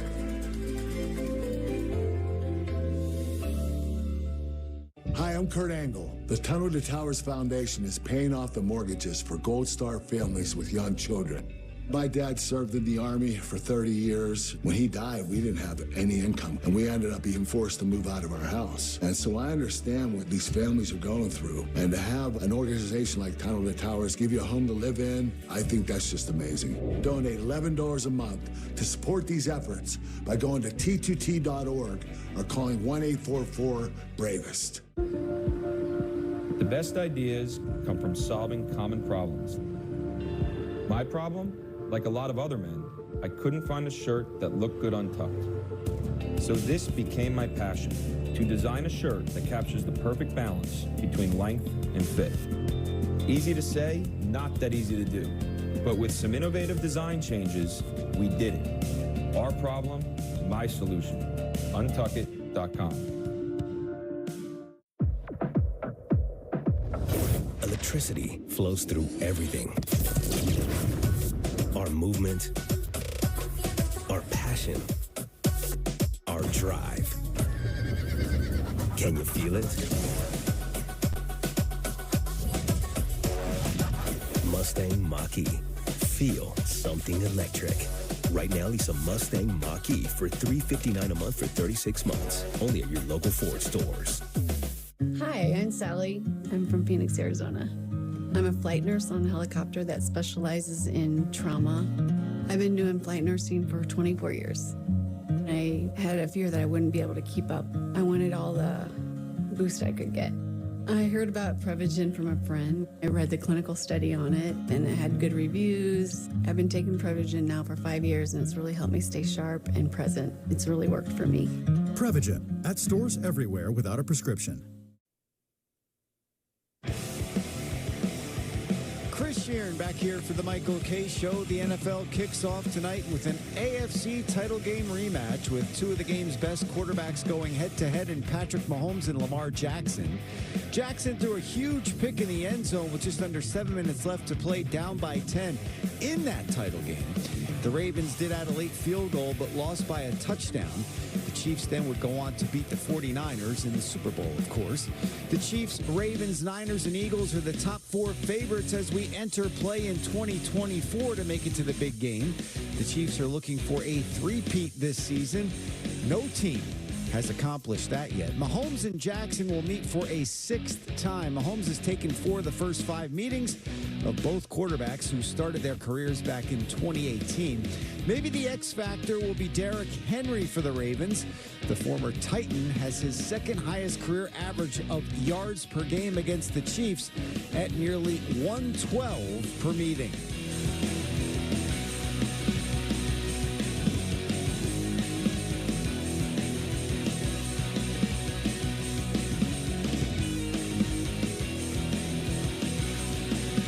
Point guard, but I disagree with him. I mean, I think he has a chance to go all the way. Boom! Well, it's a big win, and it prevents Michael from winning the week, at least today. He'll still have that opportunity tomorrow, but in limited time. I don't need a lot of time. I've heard that about you. Well, here's your chance to score a 4-pack of tickets. See the Mets begin their series against the Reds tomorrow night. Be caller number, well, they've won 7 in a row. Caller number 7 right now at 888-987-3776 to win. Brought to you by the New York Mets. The Mets are waiving fees on single-game tickets to all remaining home games. Offer ends Sunday, September 8th. Visit Mets.com/no fees. I'm going to go back to the phone. We have a phone call from Rich Kleiman? The Rich Kleiman? Wow.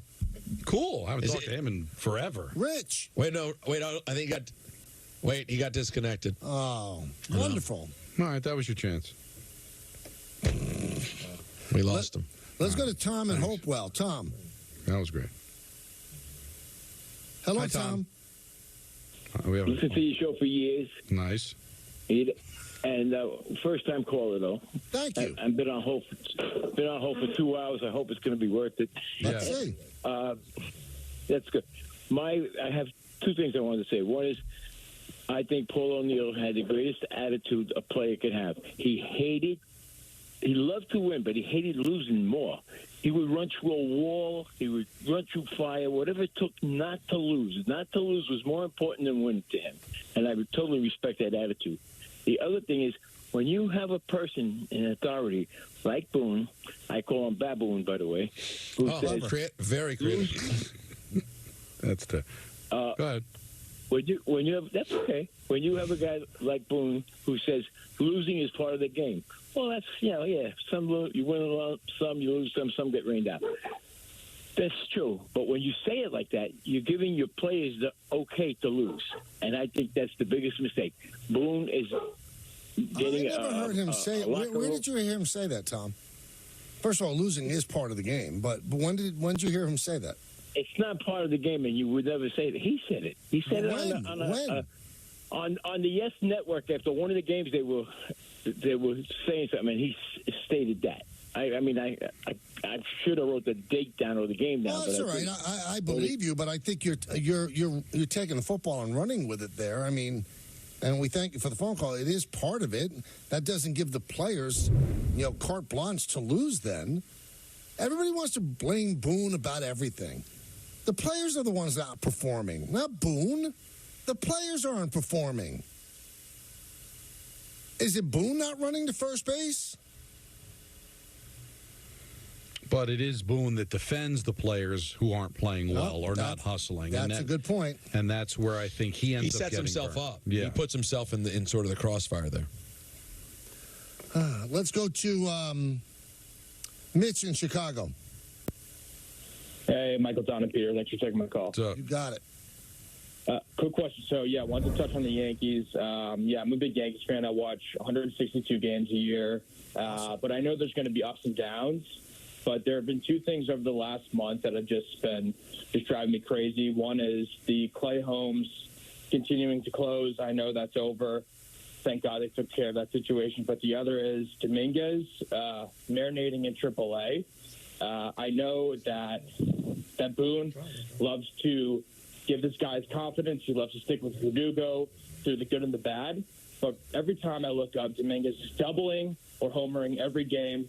And I think it's better just to show confidence in your guys that are coming up through the system rather than guys that are going to be out within the next year. I'll let you take it from here. Well, I mean, you're blaming Boone for not calling up Dominguez. That's a front office decision. It's not a manager decision. I mean, I'm sure it's somewhat collaborative.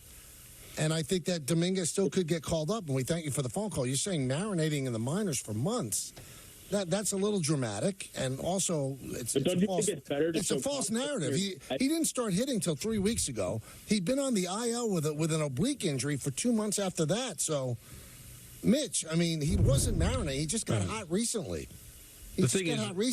The decision, for whatever reason, that they made it, whether it's because they just believe in Verdugo or Verdugo got hot or whatever, isn't aging well. Because Verdugo has been okay, and Dominguez is playing better. But as you said, the day is going to come he's going to get called up. He didn't get called up when the fans wanted to, but at some point, Michael, he is going to be playing here.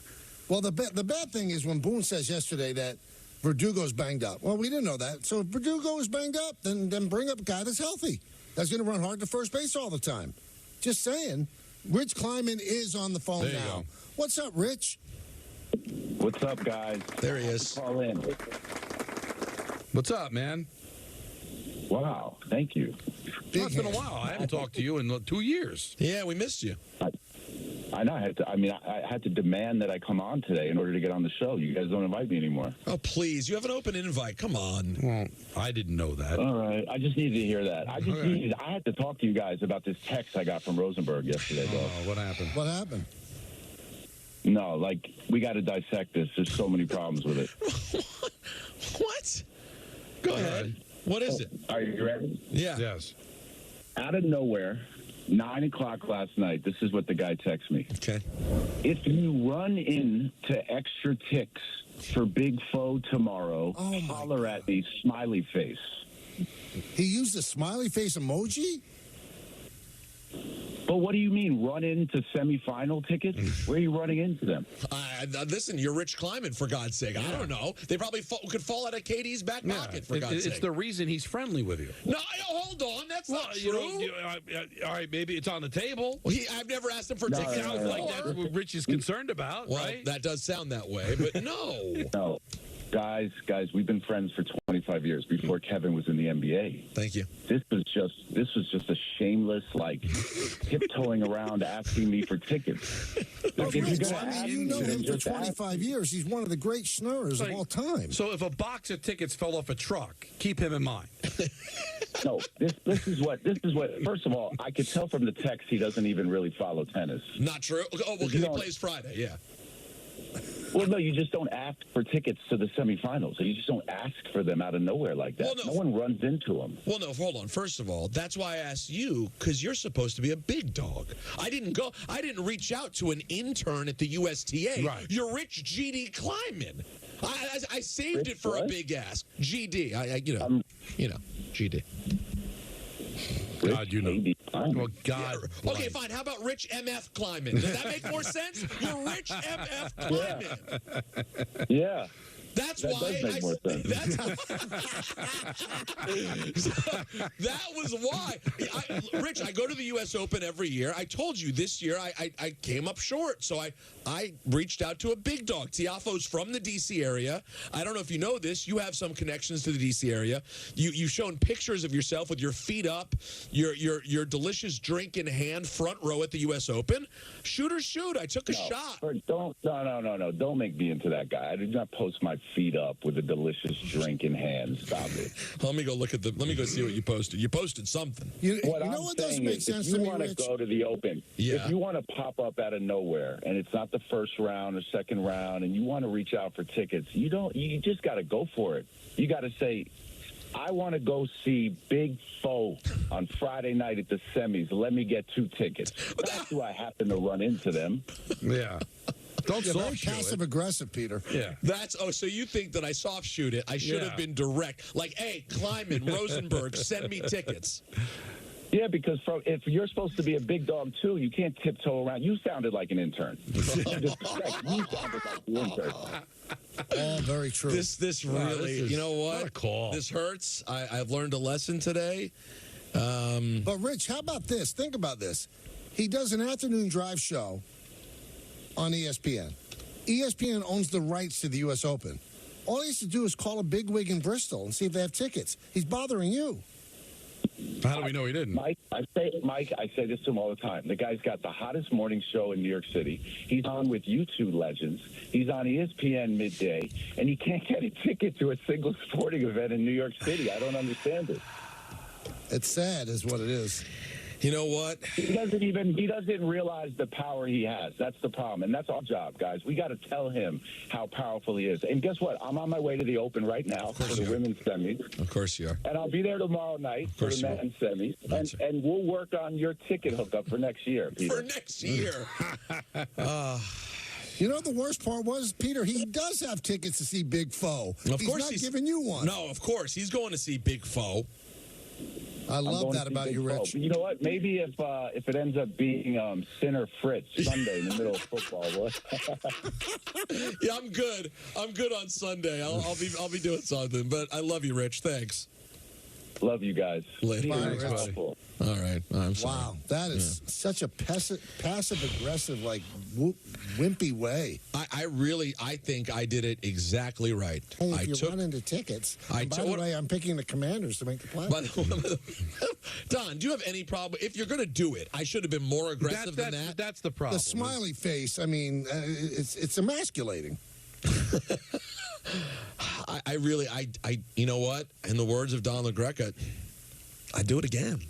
Well, it didn't work out. Well, he just told you how to do it. You'd have a fight. He's full of it. He's absolutely full of it. If I had said to him, "Yo, need some tickets for Friday. Hook me up with some semifinals tickets." You know what? He wouldn't have even responded. He would have thought Rosenberg's lost his mind. All right. So here's what you do. You have the power of 880, which could be heard up and down the Eastern Seaboard. Mm-hmm. Mr. Iger, do you have tickets? Mr. Pitaro, do you have tickets? Mr. Magnus, do you have tickets? I'd love them. Because guess what? Rich is a friend, and if he found it annoying, I love Rich. I don't care. That's fine. He can find it annoying. It won't affect our friendship one way or another. I'm not bothering Jimmy Pitaro or Burke Magnus. Why not? They're my job. Bosses. No, that's my job. All right, so here's what you do. You do know Dave Roberts, who's a big wig executive in the company. Yeah. So Dave has access to those guys. So you call up Dave and go, I know this is unlikely, Dave, but is there any way you have tickets to see Big Foe? Dave would hang up on you, but that's the way to roll. First he'll go, Big Foe, and then he'll hang up on me and go, new phone, who dis? I'm not doing that. I have some other things I need to talk about with Dave Roberts and Burke Magnus. Are a lot more urgent. I can't. I'm sorry. I want to go to the U.S. Open, but I can't go that far. Well, why don't you tell us about FanDuel, though, and earn some money and buy tickets? You know what?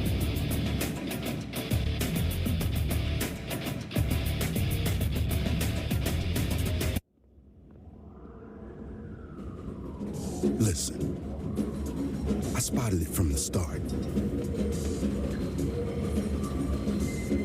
Reagan didn't even have a name yet. All that potential, just waiting to burst free. I think about every battle. Kids from the South Bronx who didn't just knock on the door, they kicked it down.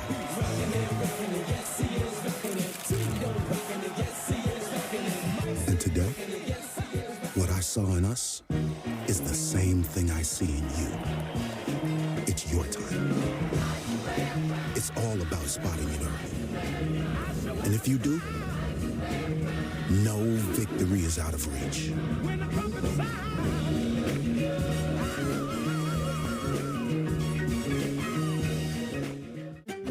Is it possible to be more capable and more practical? Be able to perform here and here. Make a statement while barely making a sound. And command the road, as well as what lies ahead. How we get there matters.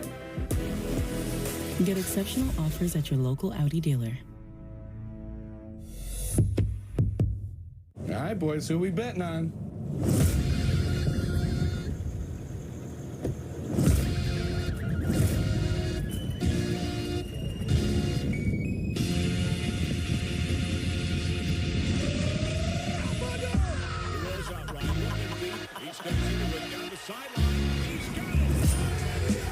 However you bet, whoever you are. The Sportsbook for every kind of player. Hard Rock Bet. Roll with us.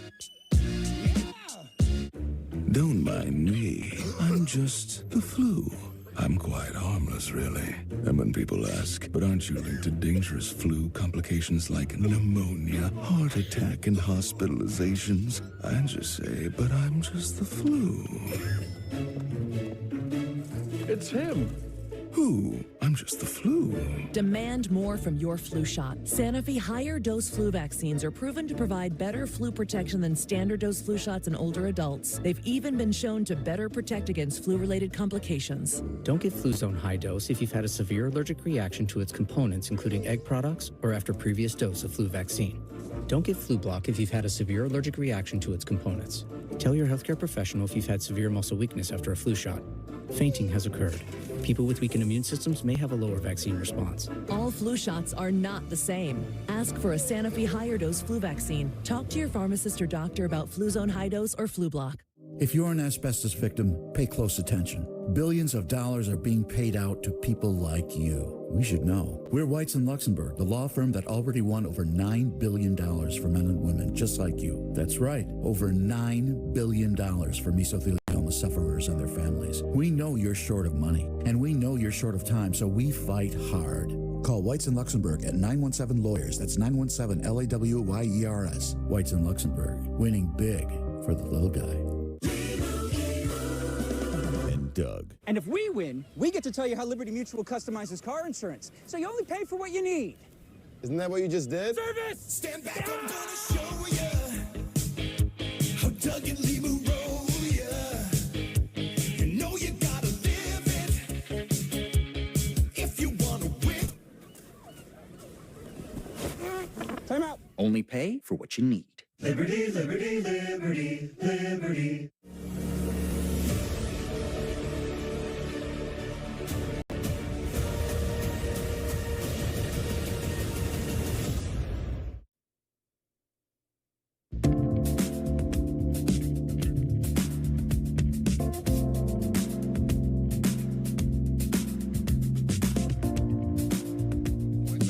One-pointer in my allocation. Peter said he was thinking about it. Not sure if he's made a decision. He's running out of time. In fact, he has 17 minutes and 15 seconds.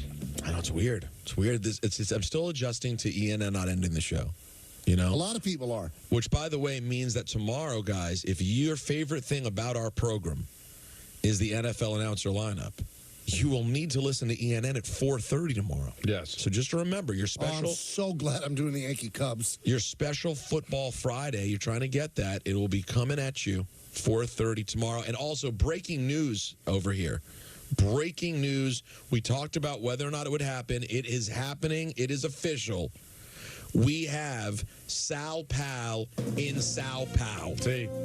How that perfect just makes is sense. that? It's amazing. You know Sao So Paulo. tonight's game is on NBC. Sure. But tomorrow's game is on only Peacock, right? That's right. Or as I call it, What? No, it's not on but brand. but ESPN still has to cover it, and Sal Pal.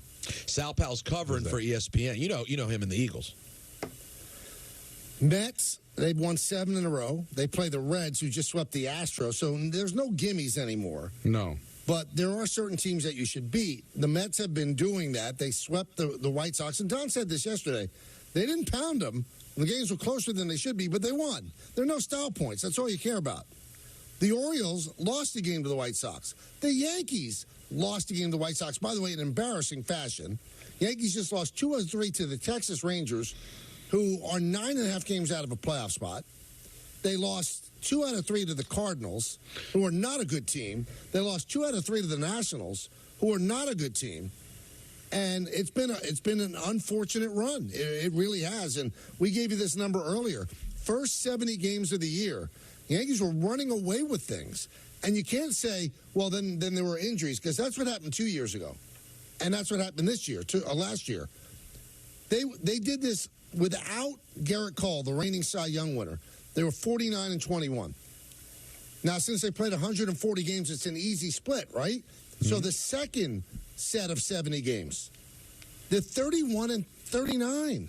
So the first 70 are the best record in baseball. The last 70, you know where that stands in baseball? 25th. Yep. 25th out of 30 teams. So these 22 games are going to decide. I think they're making the playoffs no matter what. They're going to decide whether you get into the playoffs as the American League East titleist or as a wild card. And it gets a lot harder to do damage as a wild card, although some teams have. Now, both are true. Listen, those games don't go bad. You win a game, it stays there all season long. So that hot start is going to parlay into a Yankee playoff appearance. And the Mets' slow start may parlay into them not making the playoffs. Because the scary thing, Michael, is they're winning almost every day, 7 straight wins, finding ways to win. But the Diamondbacks, the Padres, and the Braves continue to win. Like right now, the Diamondbacks are in San Francisco taking on the Giants. That game's tied at 2 in the top of the 9th. Diamondbacks looking for the sweep. Braves will play the Rockies later on tonight. Padres are home against the Tigers. So it's a very good possibility if the Diamondbacks win, the 3 teams the Mets are chasing are still winning games. So, you know, we talk about you got to make the playoffs. It'll be disappointing if you don't make it. I mean, there's a scenario, Michael. The Mets keep winning, but you know, the Braves, the Padres, and the Diamondbacks aren't losing either. Now, the Mets control their own destiny against the Braves, but they don't play the Padres and the Diamondbacks anymore. So it'll be interesting how many wins this is going to take, because those teams are doing a great job winning as well. It may end up taking north of 90. And if the Mets were in the American League, I think they'd be the second wild card. So the National League has been tough to navigate through. Let's take some phone calls. We go to our buddy Danny in Long Island. Danny. Great show, boys. As always, I have officially entered my pick in the Survivor pool. As far as I can remember, this is the hardest week I've ever seen. There is only one game where I feel fully confident that the Cincinnati Bengals are going to come away with a victory. Every other game, I could argue it either way, and certainly wouldn't be entering the Survivor pool. So here we go. Let's have a lot of fun with the football. Mike, I agree with you completely on the running to first base thing. A guy hits a shot. It's in the second baseman's glove before he gets a step out of the batter's box. You know, I don't expect him to sprint. But there was another play yesterday where, because of the service I have, I get the Rangers announcers where Langford, who had some weekend against the Yankees, he hit what was a single to left field, right field, a standard RBI single that ended up being a double to second base without even really a throw being made. And the announcers for Texas were saying, if he's not hurt out in right field, he's not playing right. That was a non-hustle play. He didn't track the ball down. He didn't attack it. They really went after Soto for turning what would be a standard single into a double without a throw. I wonder if you had the same idea when you were watching the game. Absolutely. It was lackadaisical. He didn't go after it hard. He didn't think that Langford was going to go, and you should, because Langford's that sort of player. He plays like his hair is on fire. That was a bad play by Soto. I'm going to tell you what, Danny, the last week or so, Soto has not done a good job in right field. He had balls go over his head at Yankee Stadium against the Cardinals. That cost them games, so it was not a good look. And then the ball that fell in front of Aaron Judge. I give Judge and Soto credit. They played every single game that they could play in, and they looked a little tired yesterday. They really did. Yeah, but Michael, you know there's a double standard, but you know Soto is somebody that you're not going to rip. Judge is somebody you're not going to rip. Those guys have put up the numbers. You give them the benefit of the doubt. But even though Verdugo's playing better, he's a .235 hitter. You know, I don't think there's certain guys, you know, the Gleyber Torres, let's not make it out to be one isolated incident. He'd been doing that for a while, and it finally came to a head, and he was benched. But when you're batting .235 and you're landlocking a guy that all the fans want to see up here, the least you could do is try to bust it down the first base line. So I don't like it when any player does it, Michael, but we live in a world where, you know, the best players are going to get a nod, and the other players are just going to have to do a better job. Well, I mean, I really believe that the Yankee front office and Boone really like Verdugo. And not running hard to first base, they're willing to turn the other way. But you tell me, who's a better player, Verdugo or Torres? Honestly, I think it's Torres. Yes. And Torres got made an example of, and since he got benched for those 2 days, he's actually played very, very well. And you do have an option, because Boone kind of opened the door to something that we didn't know. He's kind of banged up. Okay, then call up somebody that's not. These games count. These games count. These are important games. If he can't give you 90 feet at top speed 4 times a game, that's a little bit of an issue. And I don't jump a guy if there's something wrong with him. But the odd part of this, Don and Peter, I don't know if you heard the aftermath. The reporters did the right thing. They went to Verdugo and said, "Are you banged up?" He said, "No, I'm fine." See, So, the manager is protecting you, and then you kind of like hang him out Right. to dry, go, "I'm fine." And that's where people can get on Boone. You're right. Ultimately, the players got to go out there and perform. But when you are going to go to almost a fault defending your players, then those players have to kind of respond, Michael. I mean, it's nice to be positive, but then it kind of comes across as a falsehood that you're always being positive, and then you get caught in lies. And then your players end up making you look bad. Yeah, if I'm Boone, I'm calling Verdugo in the office. Dude, I'm protecting you. Just say, yeah, I'm a little banged up, but I'm playing through it. Don't say I'm fine, because then you have to say, well, who's not telling the truth? Is it the manager or is it Verdugo? Or Verdugo or Verdugo. And also, Boone's got to realize he's got to get on the same page. Like, he has to know by now that that's something that's going to be brought up. So in that 10-minute cool-off period before the media comes in, Boone's got to go over to him and say, listen, when they ask me about it, I'm going to say you're banged up. So don't leave me out to dry here and say you're fine. Don't you have to get on the same page, Michael, if you're going to lie? Or is Verdugo lying? Again, it opens up the door to have to, debate it. Why are we even debating it? It's ridiculous. First of all, bust it. You don't have to debate it. But if I'm going to go out there and support you, let's make sure we're on the same page. Very odd. Let's go to Joey Clams. Joey. Hey, Billy Moore. Hey, how you doing, guys? Good. Listen, Mike, me and you are around the same age. We've been the Yankee fans since the 70s, and this is what the frustration is with the Yankee fans. Listen, we know Billy Martin's not here to be on the top of the dugout and yelling Reggie's face and getting his face. But the excuses got to stop. You can't have it both ways. We were raised as Yankee fans that we're different than everybody else. We wear a away uniform and a home uniform.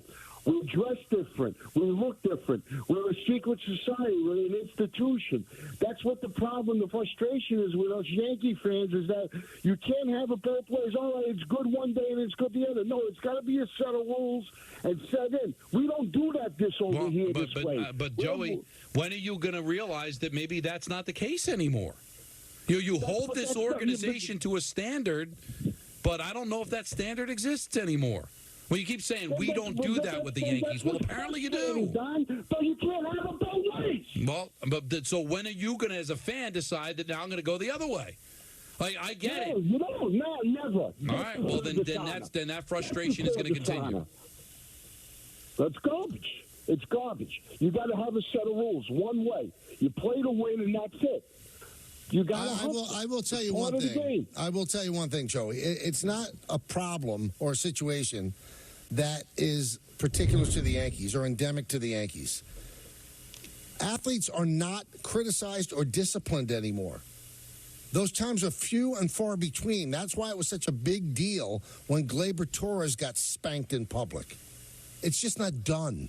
It's just not done. It's not the Yankees. Don't blame the Yankees. It's everywhere. It's not done. Nice with the players. Players are the bosses. They get to do what they want. Don't hurt their feelings. Aaron Boone's grandfather played in the big leagues. Yeah. Don't you think he knows the right way to go about things? Probably. So, I mean, he got hired under a certain set of expectations and rules because the other guy who got fired was too critical of the players.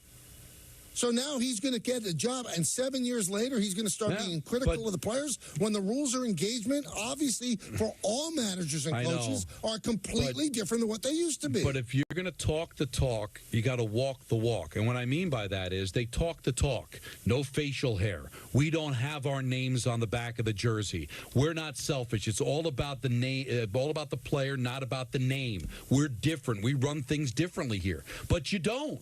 Because you're like every other team where you're so scared of the players and you defend the players and you allow them to be selfish and you allow them to be lazy and you don't discipline them, you don't bench them. Well, then, Michael, you're kind of being hypocritical to your own oath of the name on the back of the jersey and the facial hair and all the other things. I don't understand that. What do you mean you don't understand? Because they don't have names on the back, and that's their rules. They don't have a facial hair and they don't have long hair. They do enforce that. Right, they do enforce that, but then they don't. Then they're kind of hypocritical of it when they allow the players to kind of dictate how things are going to be. It's completely different lanes that you're talking about. No, I don't think it is. I think it's the same lane. It's like, hey, we're the New York Yankees. We do things differently than everybody else. You know what? You don't discipline your players? Well, that's on you. We do that. All right? We put the Yankees ahead of everybody else. We take care of business here. We don't allow facial hair. I hear that. It's not about a name on the back. We do it differently. But if you're going to do it just like everybody else, then what are you holding on to these little stickler things that don't seem to jive with the way you conduct yourself? I hear what Don's saying. If you're going to let your team sort of be completely driven and run by the fact that the players can do whatever they want, you might as well put their names on the back of the jersey because they're the ones running the team anyway. Let's go to Steve in Connecticut. Steve. Hey, Steve. Hey, Howard, love your show. I watch your show every day, and I agree with you, Michael. It's a shame that they don't run out. Sanchez got traded because he didn't run, I think. I know he didn't have the greatest arm, but he did play hard. Well, I mean, thanks for the phone call. There's a lot of reasons. There was a lot of reasons. He wasn't hitting. He was striking out all the time. He did have a great arm, by the way. He couldn't block balls, all the pass balls. It was a snowball rolling down a hill that became an avalanche. But listen, I don't think I remember something that old Yankee coach that used to coach with Buck Showalter. He used to yell at the players in Fort Lauderdale during spring training. Running hard 90 feet 4 times a day is not a hard way to make a living. I don't get why it's so difficult. I just don't. And it's such a bad optic, too. Even Aaron Boone admitted, I know it looks bad. Then correct it. If it looks bad, correct it. And it's not just Aaron. It's throughout baseball. Joe Girardi, who, looked like he was a Marine and played like he was a Marine, he allowed Cano to jog down to first base all the time. And when I asked him, he said, because I want him to play 161 games. I don't need him pulling a hamstring.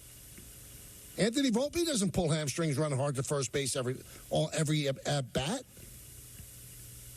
If one guy can do it, everybody can do it. But sometimes it's not laziness or showing off. Sometimes it's showing your frustration, where you're so mad that you hit it at somebody that you just get ticked off. The Warrior, right? He would put his head down and just jog to first base because he was frustrated, and that wasn't right. And Joe Torre actually called him into his office at Fenway Park. He said, you're not in the lineup. And O'Neill said, why? I want to play. He said, well, I think you're hurt. He goes, I'm not hurt. He goes, well, you didn't run hard to first base yesterday. You must be hurt. Well, the reason was that's the way to do things. He didn't do it publicly. The initial lineup didn't have O'Neill. O'Neill begged his way in. I won't do it again, and he didn't. So there's ways to discipline players, but times they have changed. I'm sorry. We all don't like it. It's hard to discipline players.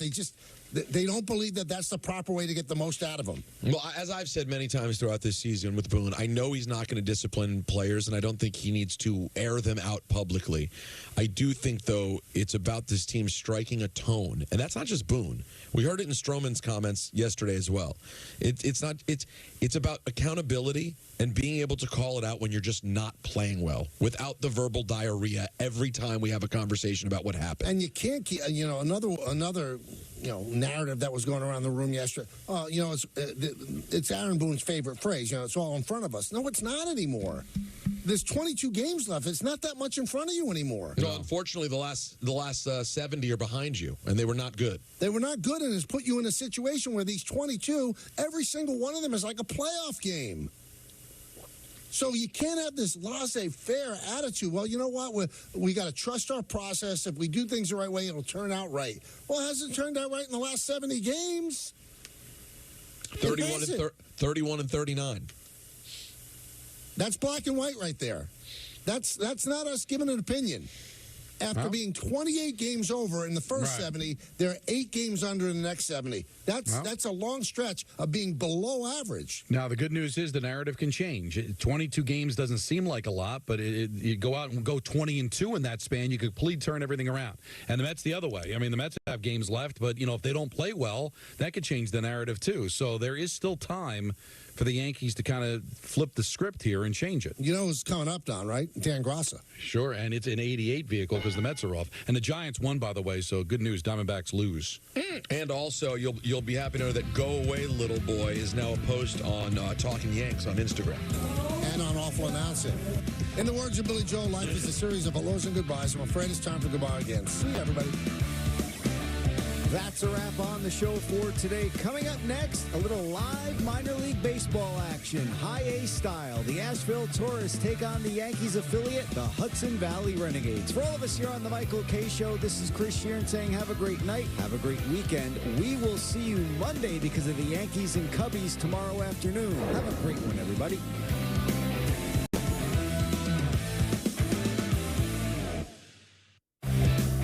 K Show on Yes is presented by Untuck It. Shirts designed to be worn untucked. Shop now at untuckit.com. The best ideas come from solving common problems. My problem, like a lot of other men, I couldn't find a shirt that looked good untucked. So this became my passion, to design a shirt that captures the perfect balance between length and fit. Easy to say, not that easy to do.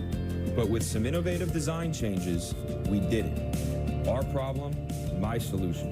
Untuckit.com. With Chevy trucks, be ready for adventure. With power you can count on. Capability that doesn't compromise. A hard-working EV with more range than any competitor. And the potential to take you anywhere. It's Chevy truck season. Get 1.9% financing, plus make no monthly payments for 90 days on all 2024 Silverado 1500 pickups. See your local Chevy dealer. Breaking news and a surprise contender in the marathon. Yes, Rachel, someone has caught up to the front. He's carrying a fridge. Something remarkable has just happened. Talk about keeping your eye on the ball. What's happening courtside? From half court. He got it! I can't believe what I'm seeing. Over to baseball. Bridgman's gonna win. There's no way. Whatever the moment, it's never ordinary at Bet365.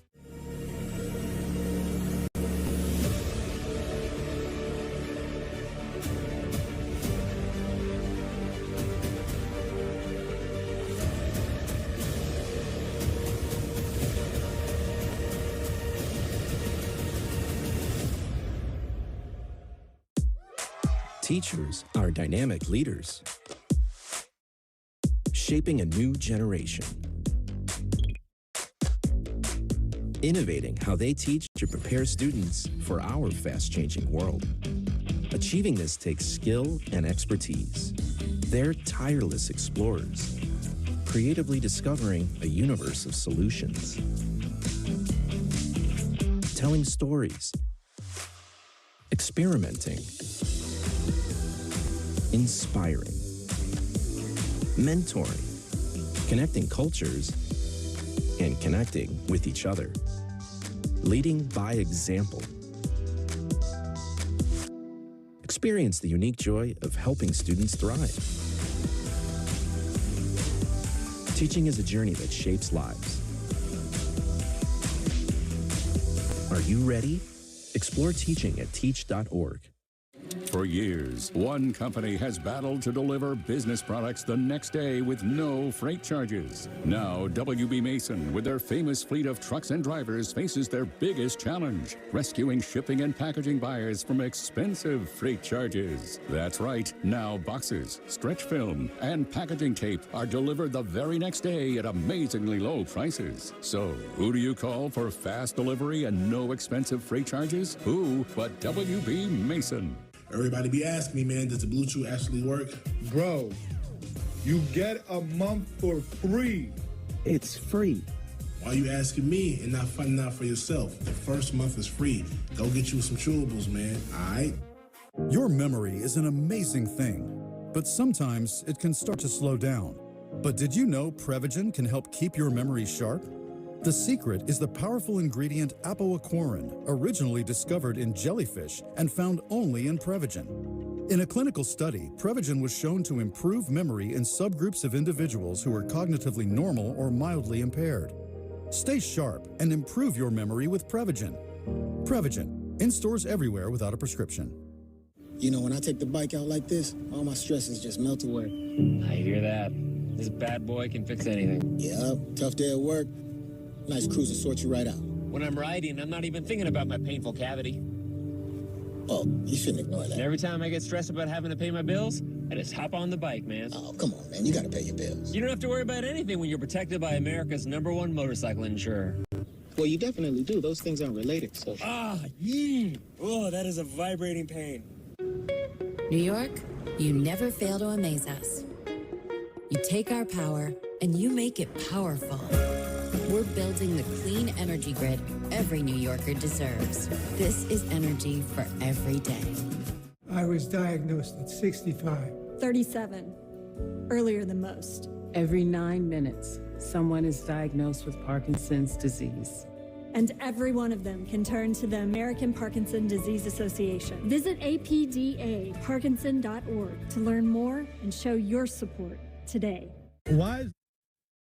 Last night, a celebration at Heritage Financial Park as the Hudson Valley Renegades punched their ticket into the South Atlantic League playoffs for the second straight year.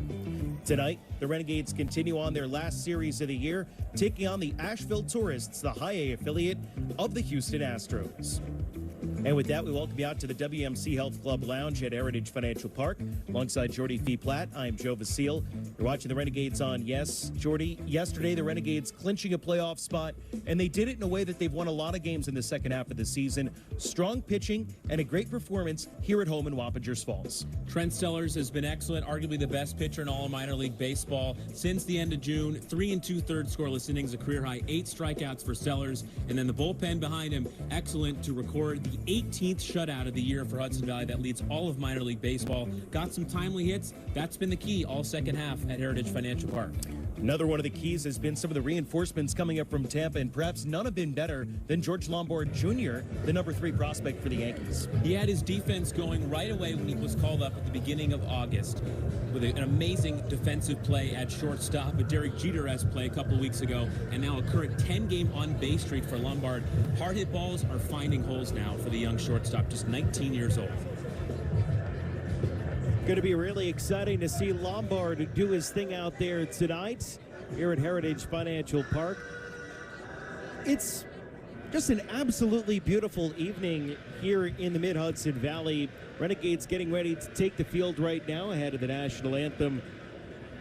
Trying to win, Jordy, their 10th straight game at home. They've got the best home record in minor league baseball, and it's always tough to go out there the night after clinch night and win a game. Renegades had that happen to them earlier in the season when Greensboro clinched against them and then won the next day. Trying to return the favor here with the Asheville Tourists. Renegades taking the field right now with Rock Reggio heading out onto the field. George Lombard coming in right behind him. Lombard has been so impressive, as we mentioned, since coming up here. But, you know, Reggio was a guy who we've seen a lot of this year, Jordy. And he was a little bit shaky defensively earlier in the season, but has really turned things around in that regard. He has hit consistently and been on a nice hot streak as of late. And between Lombard and Reggio up the middle, it's given the Renegades a really nice double play combo and a really nice tandem offensively up the middle as well. Great table setters. Rock Reggio normally in the leadoff spot. George Lombard will hit second, and those two have really been getting the offense going. Reggio, such a good on-base guy, exactly what you're looking for from a leadoff hitter. Nearly 70 walks this year, an on-base percentage approaching .350, and he has really developed before our eyes this entire season with the Renegades. Home white pinstripes for the Renegades as Kyle Carr makes his way out to the mound, and we get ready for the national anthem sung by Sal Pulcetti. Can you see by the dawn's early light what so proudly we hailed at the twilight's last gleaming, whose broad stripes and bright stars through the perilous fight o'er the ramparts we watched were so gallantly streaming? and the rocket's red glare, the bombs bursting in air, gave proof through the night that our flag was still there. Oh, say does that star-spangled banner yet wave o'er the land of the free and the home of the brave. All right, nicely done, Sal. Now it's time for our Play Ball Kit presented by Price Chopper. Take it away, Rita and Dory.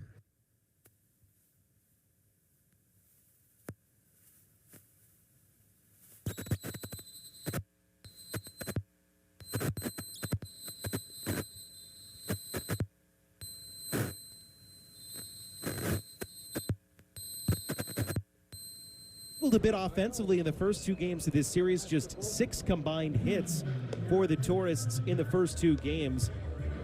Leading off for Asheville tonight, it is the right fielder Anthony Hueso, and Walker Yannick bats second and serves as the DH. Narby Cruz died off yesterday, back in hitting third for the Tourists tonight.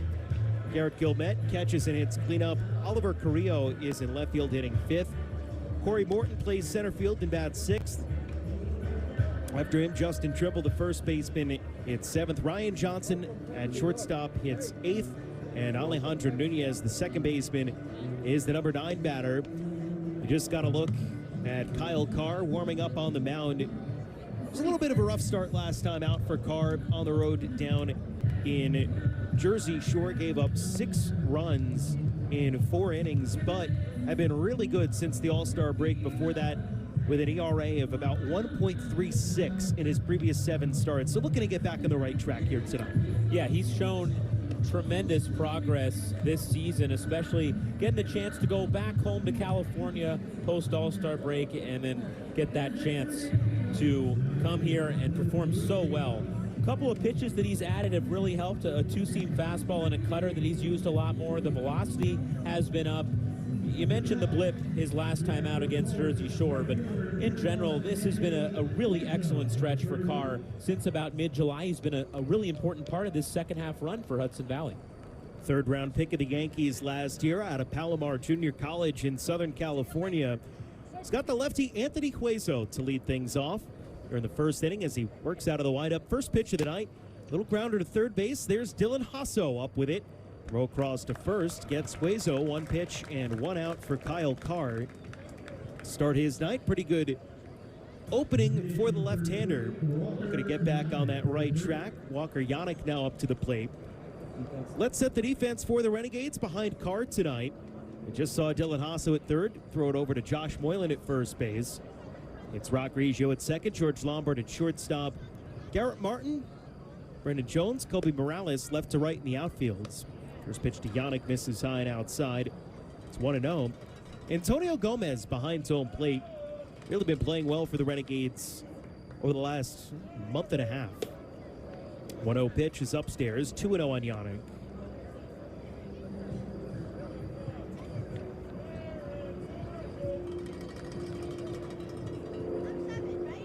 Carr works quickly. There's a backdoor slider in for strike. It's now 2-1 on Yannick. The slider for Carr comes in the upper 70s. Will kind of touch the lower 80s.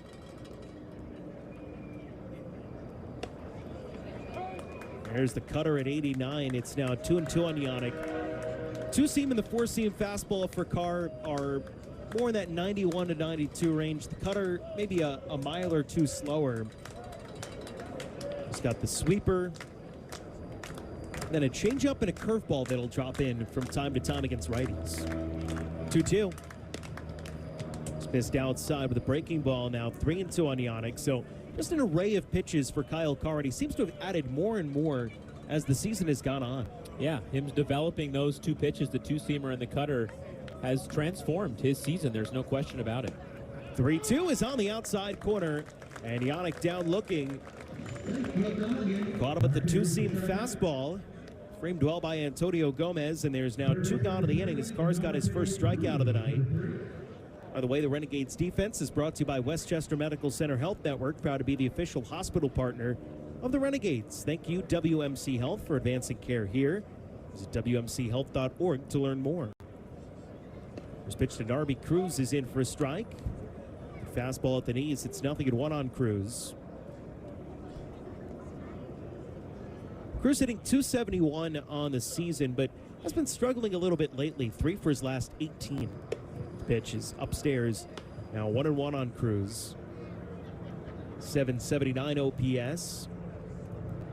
Said Asheville team, by and large, has hit pretty darn good this year. A 721 OPS as a team this year. In the air to right field, there's Kobe Morales.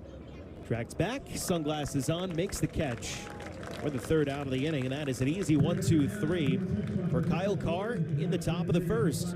Taurus nothing, Renegades coming up on the Renegades Baseball Network on Yes. Upgrade thanks to Granite Inspection Group. Say hello to the Bronx Buds, Yes's first ever animated series for the whole family. Now streaming exclusively on the Yes app. Brought to you by Hexclad.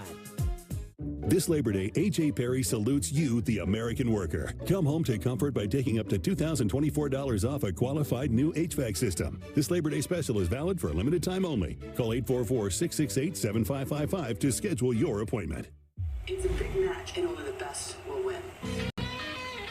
Just blaze, Godzilla bankroll, stole some chili on. Yo, I ain't got it all. That means I'm barely on.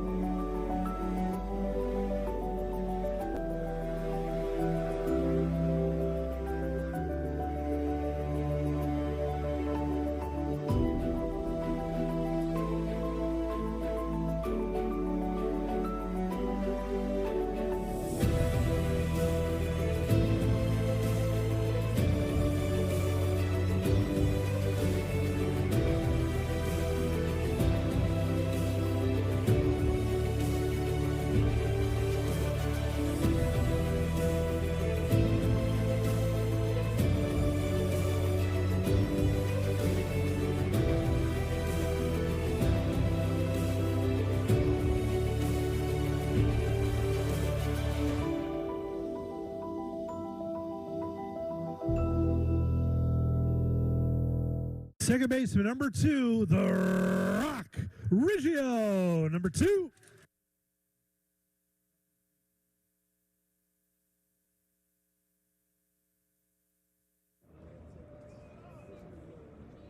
First pitch to the bottom of the first inning was swung and a miss by Rock Riggio.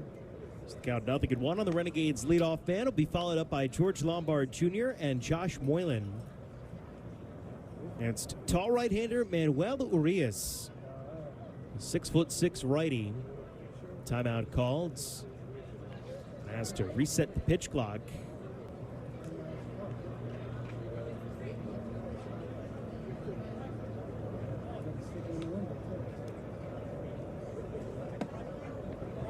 Oh, and 2 on Riggio. Good backdoor breaking ball by Urias.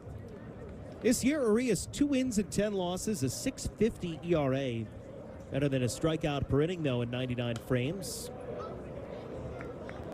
30 walks for him, but a lot of hits. Opponents hitting .290 against Urias on the season. And he has allowed 25 home runs. 0-2. Swing and a miss. Got him on the changeup, and Riggio down for the first out of the first inning. Got to bring George Lombard Jr. to the plate, the number 3 prospect in the New York Yankees system. Only Spencer Jones and Jason Dominguez rank higher. First round pick last year out of Gulliver Prep High School down in Florida. First pitch all the way to Lombard, and for a strike. George hitting .208 in his time with Hudson Valley, which has only been about 4 weeks now. Can I take it with? Little roller to shortstop. Johnson charges, gloves around his ankles, and the throw to first just gets Lombard. 2 gone in the first inning. He started a little bit slow, but has really picked it up. 10-game on-base streak entering play tonight for Lombard. All right, Josh Boylan to the plate. Oh, the one out front? Defense for the Asheville Tourists behind Manuel Arias tonight. Justin Trimble's at first base. Alejandro Nunez at second. Ryan Johnson at short and Arby Cruz at third. Corey Morton plays center. Anthony Hueso right. Oliver Carrillo left. And Garrett Gilmet behind the plate.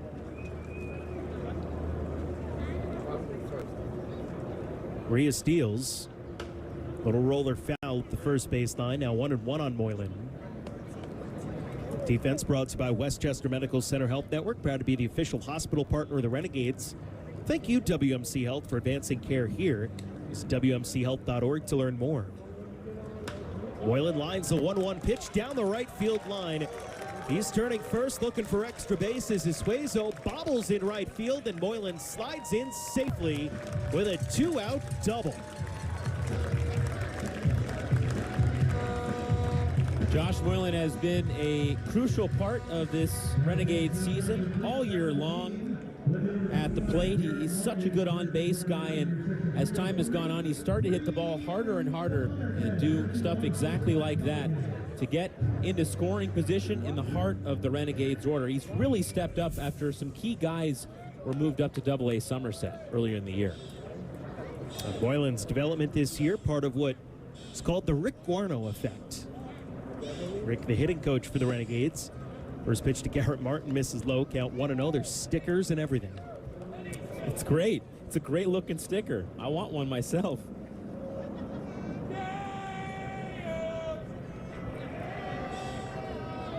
So runner on second, the pitch home to Martin. Now 2-0 as it missed low and away.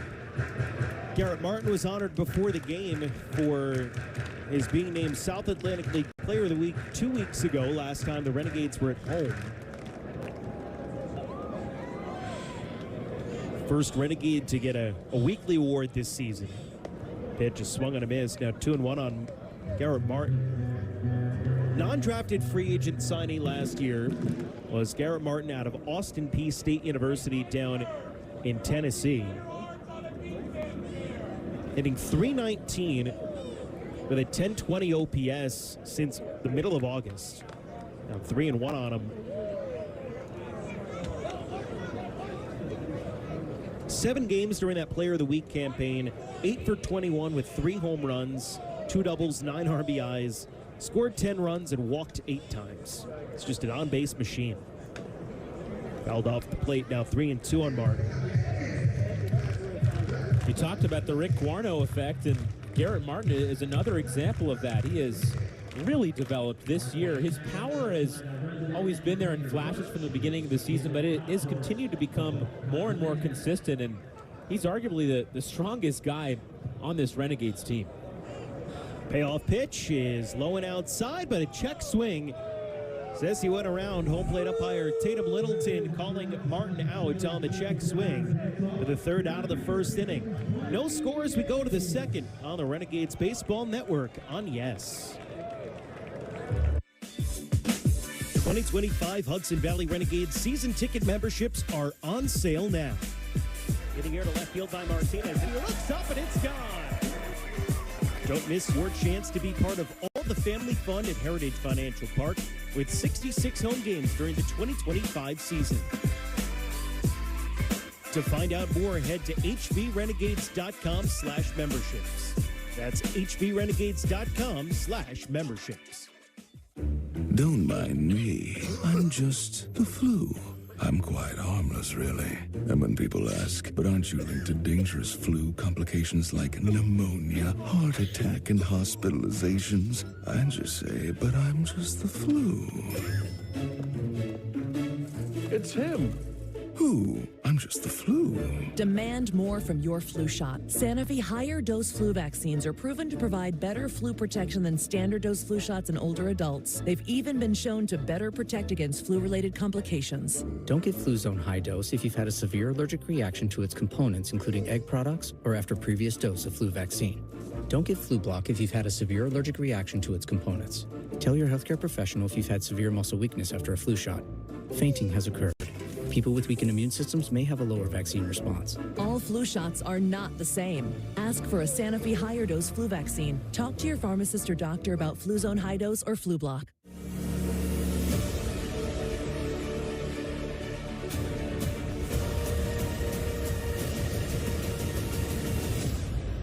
The go-to.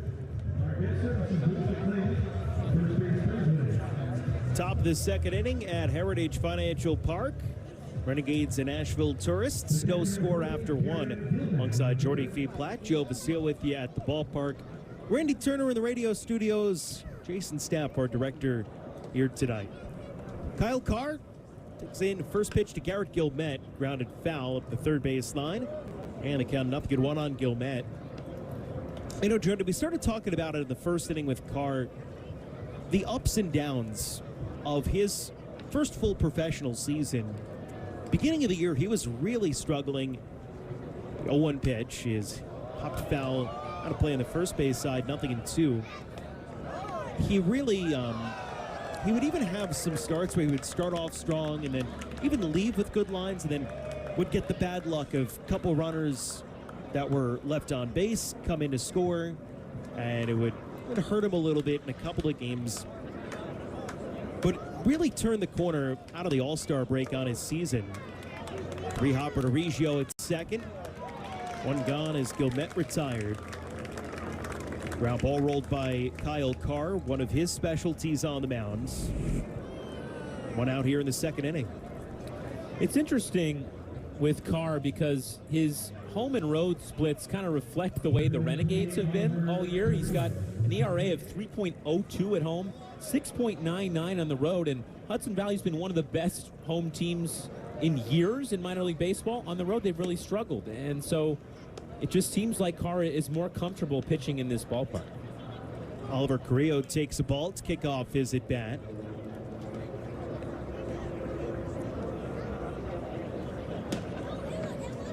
Just a bit outside. It's now 2-0 on Carrillo.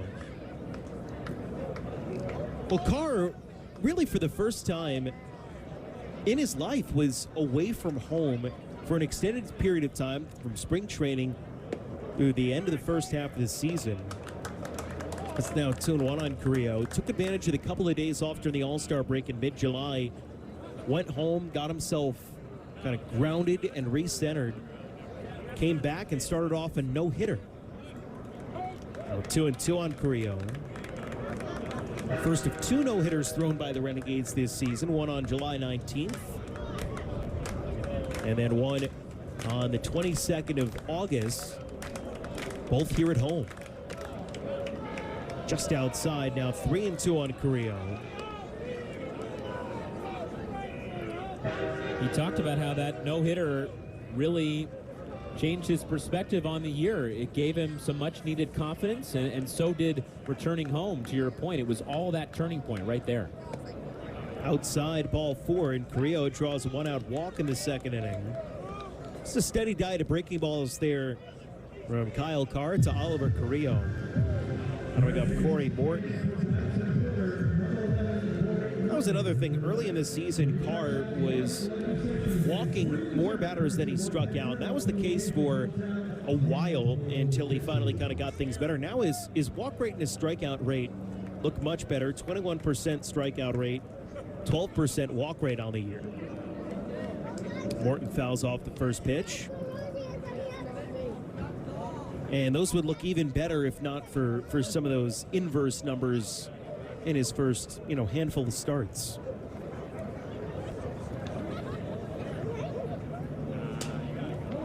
Crack back, ground ball back to the mound. Carr throws to second. Reggio able to come back down in the bag to get the lead runner, Oliver Carrillo. Morton on the fielder's choice. Now 2 gone in the inning, and Henry Trimble up. Make your money do more in 2024. Open a high-yield Grand Slam savings account at Heritage Financial Credit Union. Watch as your balance runs, not walks. The more you save, the more we'll pay you. HFCU is federally insured by NCUA, Equal Housing Opportunity. Pitch runner takes off, and it's in for a strike. The ball gets away from Gomez. He has no idea where it is. Rolling to the backstop. And Morton thought about third for a second, but opted not to. He just stays at second as Antonio Gomez had the ball come out on the transfer and then had no idea where the ball went. Yeah, and if you're Morton, I think you got to try to break for third there. It was a long while for Gomez looking around, having no idea where it was, and fortunate for Hudson Valley that it's only one advance to second. Antonio Gomez, known for having one of the fastest pop times for a catcher in professional baseball. 0-2 on Trimble. Led the league in runners caught stealing last year and is off to a good stretch this year, throwing runners out on his way back from Tommy John surgery that he underwent right around this time last year, right after the playoffs. 1-2 on Trimble. Renegades clinched a playoff spot yesterday. They celebrated. Domi is excited to be getting back into the playoffs with a chance to win a ring. For the Renegades, they were swept by the Greenville Drive in the championship series last year. Just low now, 2-2 on Trimble. And the throw back to second, got him. What a back pick by Gomez, showing off the arm. And the quick tag from Lombard brings it into the inning. Little sneak attack for the Renegades. Brings it into the top of the second. Still 0-0 on the Renegades Baseball Network on Yes. You could go from point A to B, or you could go to point X.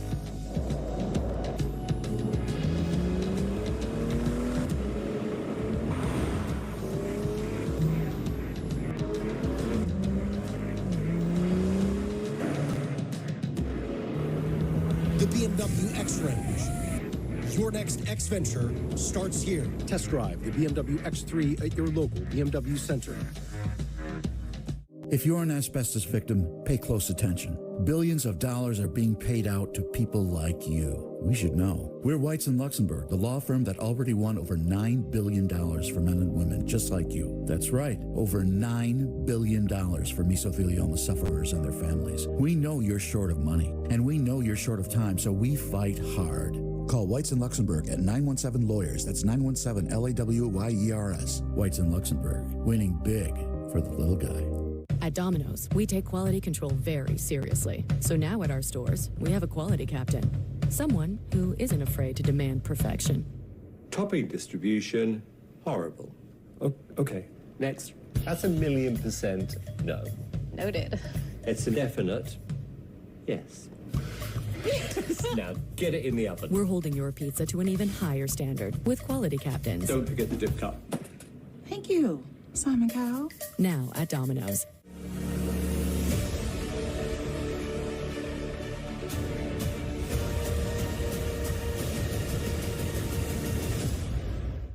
Martinez, number 13. Bottom of the second inning, here's Omar Martinez to lead off for the Renegades. Designated hitter. Makes first pitch strike, and it's 0-1. Manuel Urias back to the mound for the Asheville Tourists. Martinez can't connect. It's now 0-2.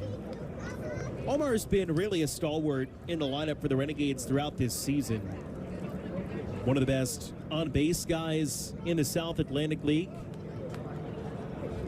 His walk rate, second best among qualified hitters in the Sally. Hesitation move. And Martinez down on strikes. Ball gets away from Gilmet. And throw down was in time, although open umpire Tatum Littleton was signaling that Martinez was out anyway because his backswing ended up hitting the catcher Gilmet. One gone in the second, and that'll bring up Brandon Jones, one of the newest members of the New York Yankees system. Jones, a 12th round pick out of Kansas State this year. Squares to bunt, pulls it back, and takes ball one. Yeah, .465 on-base percentage in 20 professional games for Jones. He started with Tampa, got called up here, and he hasn't missed a beat. 1-0 is low and in, 2-0 on Jones. 400 on-base percentage in high A form. Couple of homers, including a grand slam last week down at Jersey Shore. Got a little pop, too, to his speed. 3-0 on Jones. Already 7 for 7 on stolen base attempts in high A. 3-0. Called strike. It's now 3-1. Take it all the way there, and Rios just poured one in. And, you know, for Jones, it's got to be exciting, right? You get drafted, and to play this well and to have already moved up a level this soon into his professional career, gotta feel really good to kind of get off to such a good start the way that he's been able to. You know, he's going to be playing postseason baseball for the second time in about a few months. He was at Kansas State, and they went to the Super Regionals in 2024, just a few months ago before the draft, and here he is now playing in really important games again in pro ball and still providing so much value on the bases and at the plate. First pitch to Dylan Hasso is a called strike. Hasso, another new name for the Renegades. Came up a couple of weeks ago when the Gades were down in Brooklyn. Signed out of junior college last year. Checked his swing, but went around. It's 0-2. Hasso, big power hitting first baseman and third baseman. He's playing third base tonight. That is more his primary position.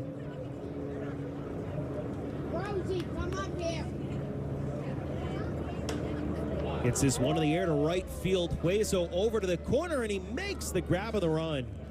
Good job by Hueso to track that one down in the right field corner. Now 2 down as Jones back to first. In a start to the series that has been a struggle for Asheville, Anthony Hueso has really been a bright spot. Just called up a few days ago, only 18 years old. Drafted out of high school in the 12th round last year by the Astros. Strong at the plate, and he's shown off really good speed in the outfield defensively as well. The second youngest player on the team. Kobe Morales now to the plate. And a pitch clock violation called against Manuel Urias. So Morales will stay out with a 1-ball, no strikes count. Jones at first base. We'll see if he's off and running at any point against Big Urias. 2-0 on Morales as he takes low and away. Renegades have been the beneficiaries of a ton of walks in this series. On Tuesday night, it was 10 walks issued by Asheville pitchers. Last night it was just 2, but they came at key times. Jones back on the pickoff attempt. First inning, George Lombard walked and came around to score on a Josh Moylan RBI double. And the fifth, a walk by Kobe Morales, helped extend the pitch count of Asheville starter Nick Swanson and have his night end early. Pitch, runner goes, throw down to second, not in time. A great jump for Brendan Jones, and he steals second base.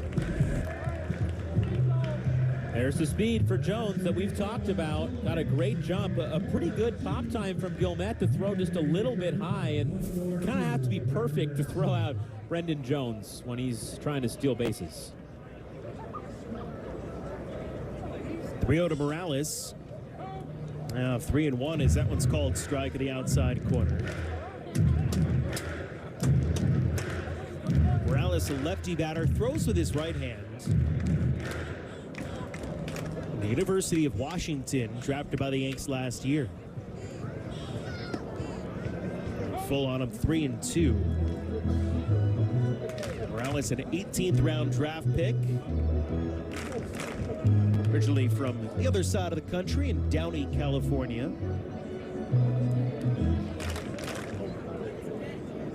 3-2. Held off. We'll do it again at 3-2.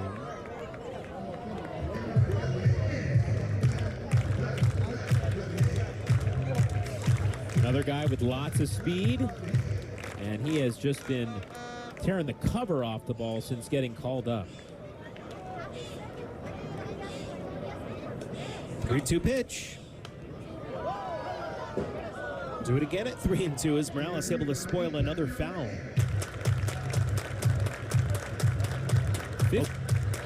15 hits for Morales in his first 12 games with the Renegades.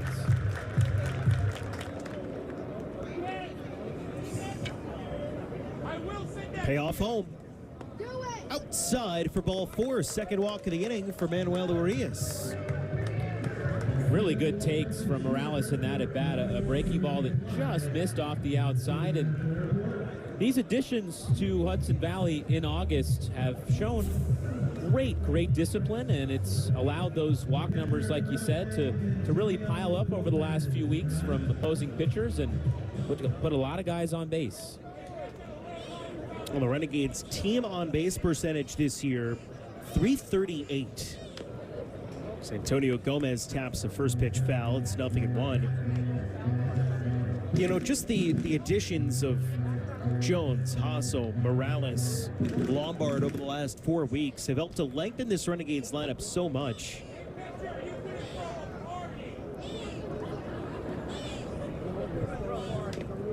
Nothing in 2 as that one fouled off Gilmet. Early in the season, the Renegades had Rafael Flores and Jesus Rodriguez, and they were going gangbusters the first couple of months. Then they both got called up to Double-A Somerset, and you know, Jesus has had some injuries that have curtailed his season up in Double-A. Rafa's been playing great for the Patriots. Renegades were looking for just a little bit something else. They finally got it in the month of August, and now into September as Gomez grounds out into a fielder's choice to end the inning. No score to the top of the third on the Renegades Baseball Network on Yes. After careful review of medical guidance and research on pain relief, my recommendation is simple. Every home should have Salon Paws. Powerful, yet non-addictive. Targeted and long-lasting. I recommend Salon Paws. It's good medicine. He sent me to...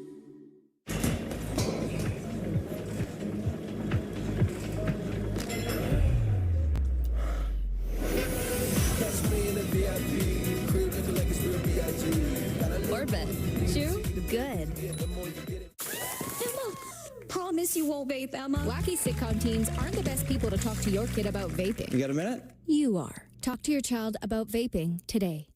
At this very moment, Doctors Without Borders is on the ground in communities around the world, delivering life-saving medical care where it's needed most.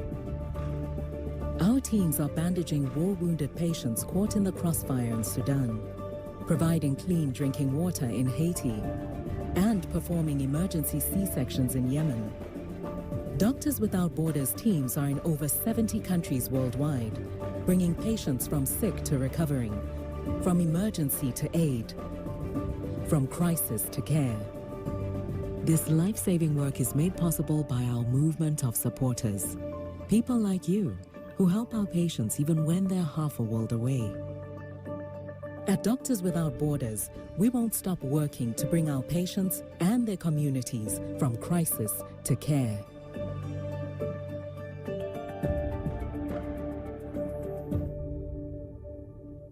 I get love in Detroit like Skilla, baby. And the thing about your boy is I don't know. You can't tie me down, but you can put your loving on me. First baseman, number 36, Justin Trimble.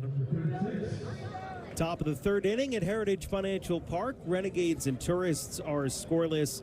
Justin Trimble, Ryan Johnson, Alejandro Nunez do up against Kyle Carr here in this top of the third inning.